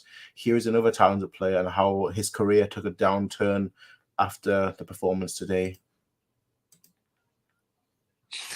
Come on, man. Come on. I had to. All right. I had to. My man's That flipping song's a burgers. banger, by the way. It is. Haaland should have stuck to his music career. Anyway. Anyway, with that said, another interesting player, Mane. And you know what? Instead of just going for Mane, I'm going to go with Mane and Gnabry, just because there was so much talk about that duo specifically and how those two could, form a team, how those two will be like the striking partnership. What do you all think about both Mane and Gnabry? What would you give them as a rating, individually and as a pair? I mean, both. I think Mane did quite well. The only thing that bothered me, and I think most of the people watching here, was that he was caught offside so many times, and sometimes his final product wasn't as good. And the one chance where he should have chipped it and he didn't. So I'm gonna give him a good 7 out of 10 because he was very, very active in build-up play and he was involved in every single attack. Gnabry had a typical Gnabry game where he didn't he didn't seem to be as active as all the others, but he did all the little things, and he was also involved. But at the end, he just showed up, scored a goal, went home. So it's that's just a 6.5 out of 10, like usual.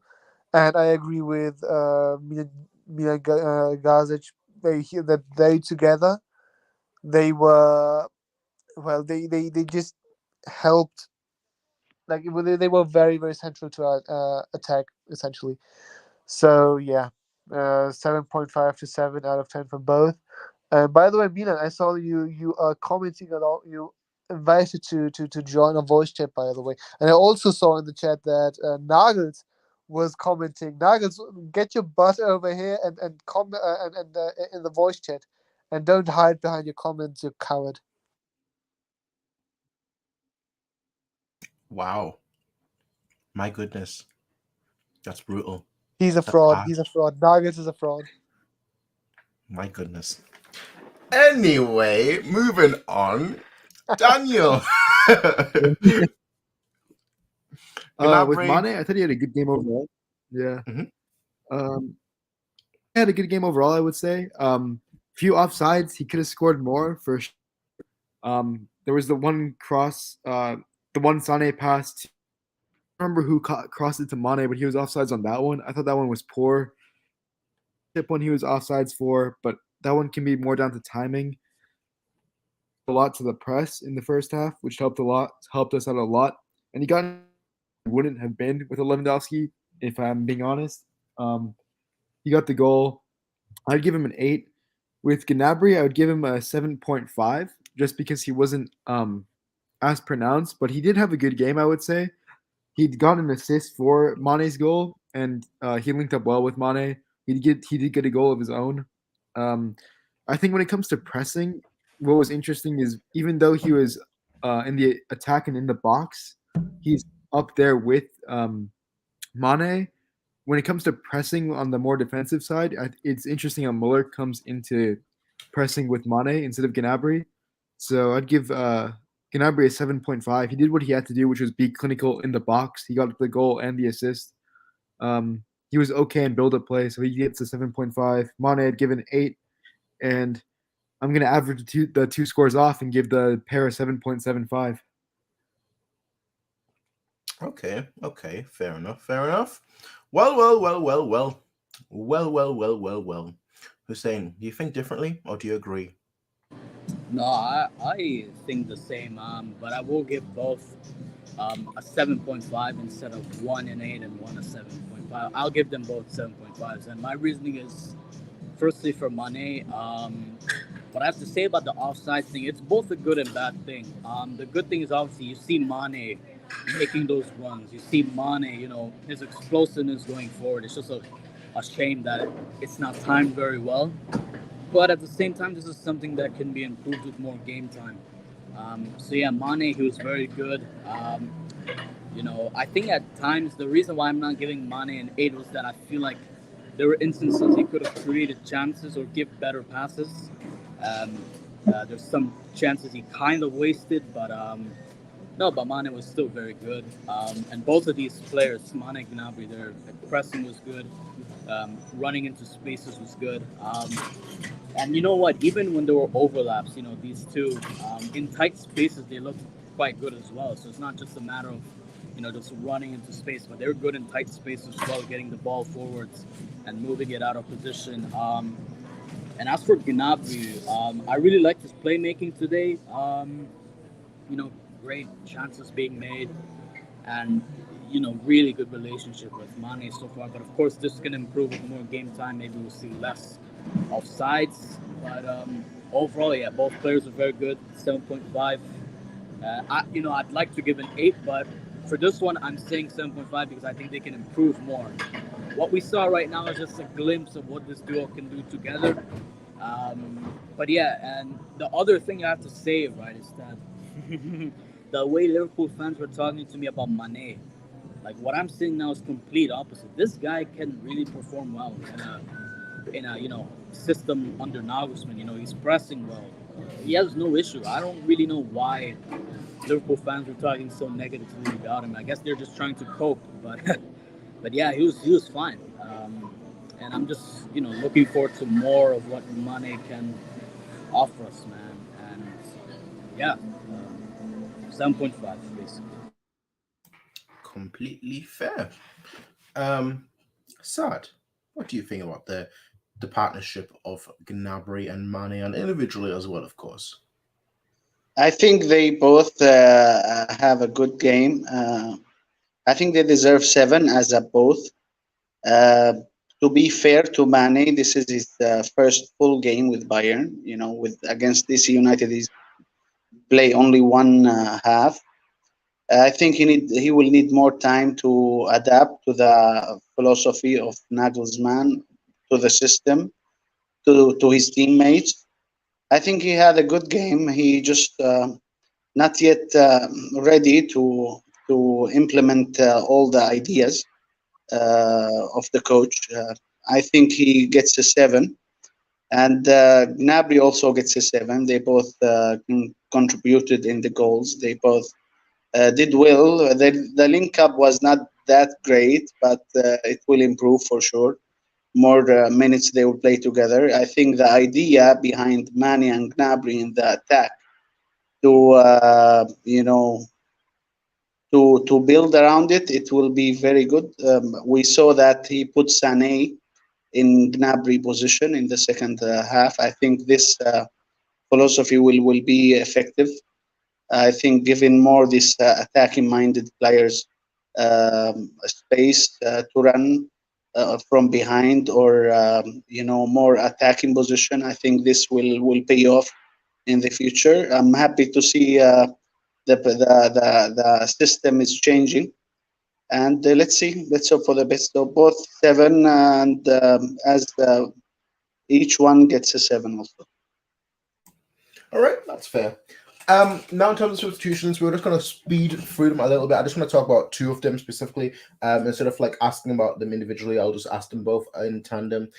One is Matthias de Ligt, and the other one is Rian Gravenberg. What's everyone's thoughts on those 2? Obviously, 2 of our new. Actually, no, and Mazraoui as well. What's everyone's thoughts on those 3? Obviously, 3 of the 4 newcomers that came in the second half.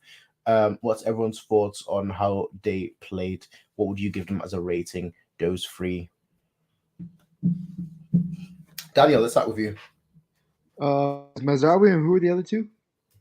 Mazraoui, Gravenberg, and de Ligt. So our newcomers that played in the second half. Mazraoui, I thought he had a good game for the limited time he had on. He looked good in the offense. Defense, there wasn't too much for him to do. Like, you can say he maybe got caught out for the 3rd goal, but I don't know. It's tough to. It's a bit harsh. I can't give him too high because he didn't play for too long. I'd say 6.5, but he looked good in offense. Gravenberg, he was playing more out wide versus in the middle, so I think it was kind of limited in terms of what he can do. He didn't really mess up at all, so I'd give him a 6. De Ligt, you can say he got churned on the goal. He got spun a bit, but bit harsh. He was okay for the most part. Didn't have much to do, so I'd give him a standard 6. So 6 for De Ligt and Gravenberg, and 6.5 for Mazraoui. Okay, that's fair enough. Tamasif, what about you? What are your ratings for those 3? I mean, as for Gravenberg, I can't say I've really paid attention to him again. Sorry. So I'll give him a 5 out of 10 just by default. De Ligt, as Daniel said, that's the only thing I remember of him, sadly. So I promise next game I'll pay more attention to the players individually. So also 76 out of 10. I really like Mazraoui. He provided a lot of threat on the right side going forward. I think there's like one situation springs to mind where he linked up with the players in front of him very, very well. So yeah. By the way, on the channel I'm watching, they're just showing the Villarreal game. I'm massively cringing. Yeah, so 5 to 6 on De Ligt and Gravenberg, and I'd say 7.5 for Mazraoui. All right, fair enough. And let's not talk about that game in the Champions League. Let's move on from that and say, well, I'm going to pose the same question that I posed to those 3 to you, Hussein. What do you think about those 3 that came on in the second half? Yeah, so I agree with what most of Daniel and Tosef said. Mazraoui, I just give him a 7. I don't want to give it like 0.5s or 8 like Milan did. I get why, but it's very limited game time. So I just think they deserve, for like Mazraoui deserves a 7. Good going forwards. Create some progressive passes, which is nice to see. And you could tell the difference. When he plays, the difference between him going forward and the difference between Pavard going forward is just, it's just like two different worlds, man.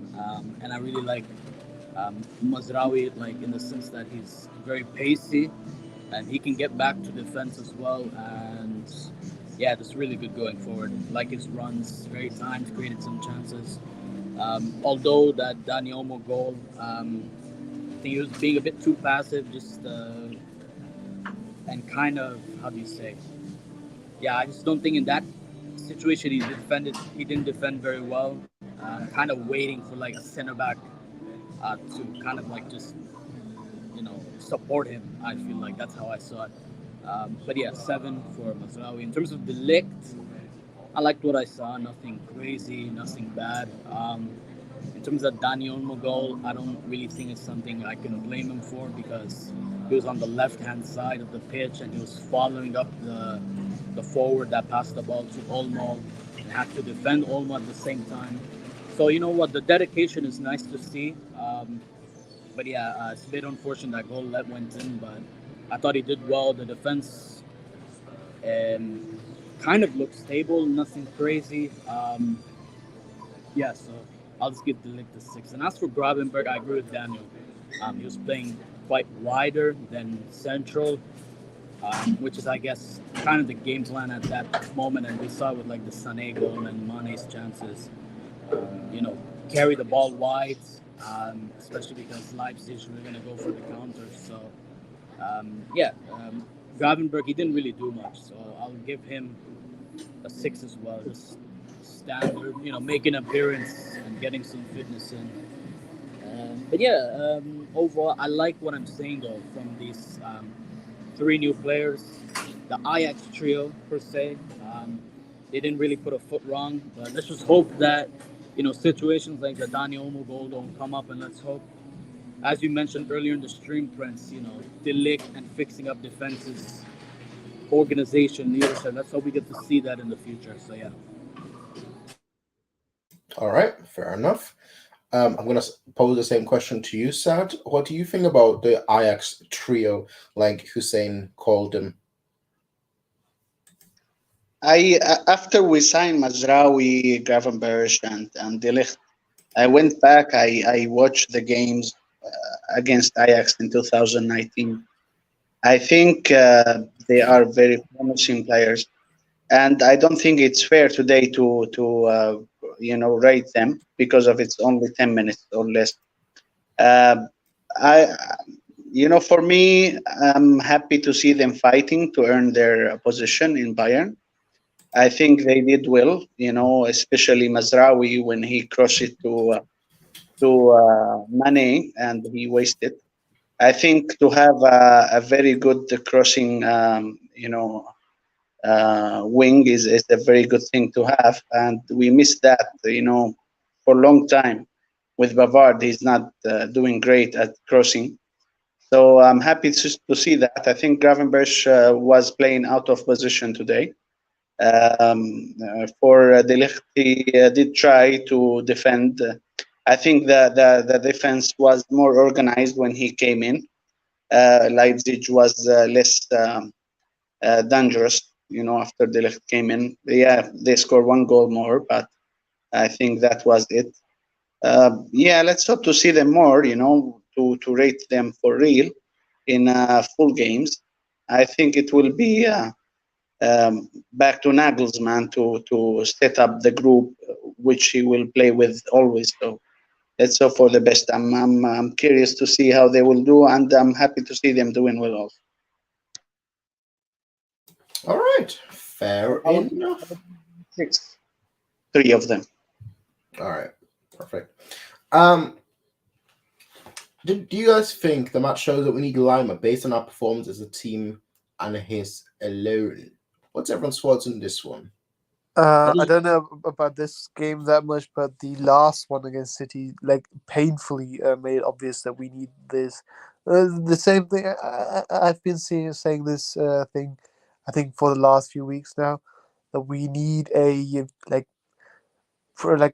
defensive force in our midfield, like someone who blocks the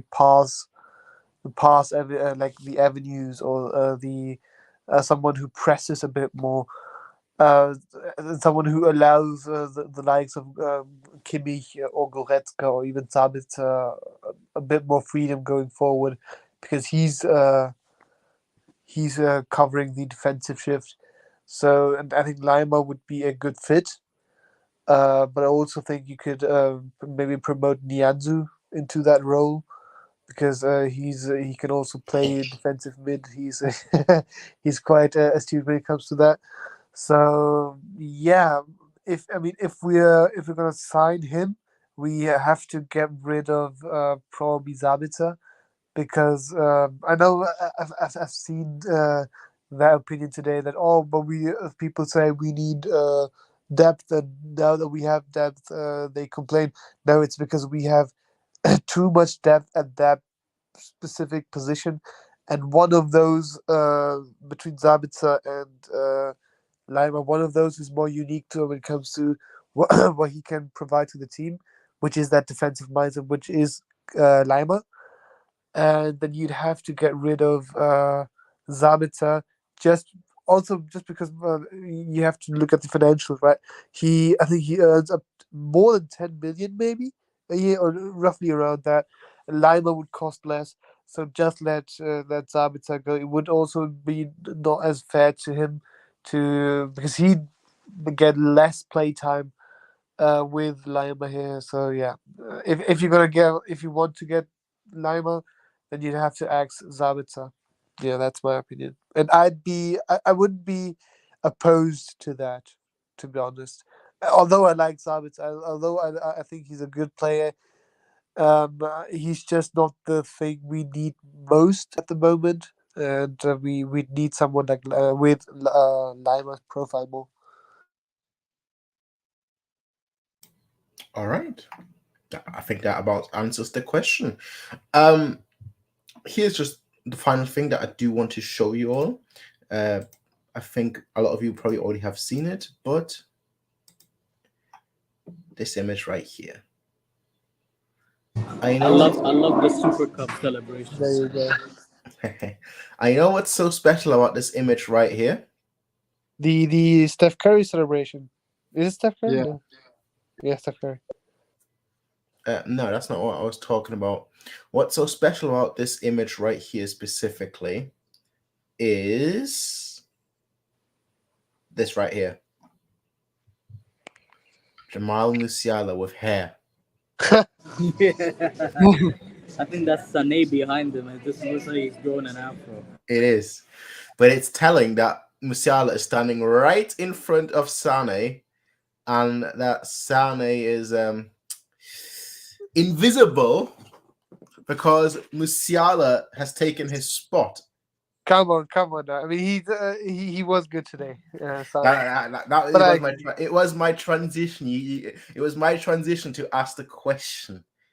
What did you all think of Sané today? Today, I think for the time he did come on, he did, I think, everything right. He did play an amazing pass to Mane, which he really should have taken. He scored a beautiful goal. He pressed really well. He did a lot. Yeah, it's you can't give him anything less than 8 out of 10. I'd give him like a 9 out of 10. Okay. Daniel, what about you? Yeah, I thought he had a good game for coming on late on. He got the goal. It was a really good goal, especially the last turn to dummy the defender and the goalkeeper in one move. He was breaking through a lot, pressing, working hard, which is, with Sané, it's either 50-50. You're either going to get it that game or you're just not. And he had it today. And then he's obviously got the skill to be a world-class player. He just isn't showed enough. And I've always said this. I think if Sané plays to his full potential, he probably is our best player.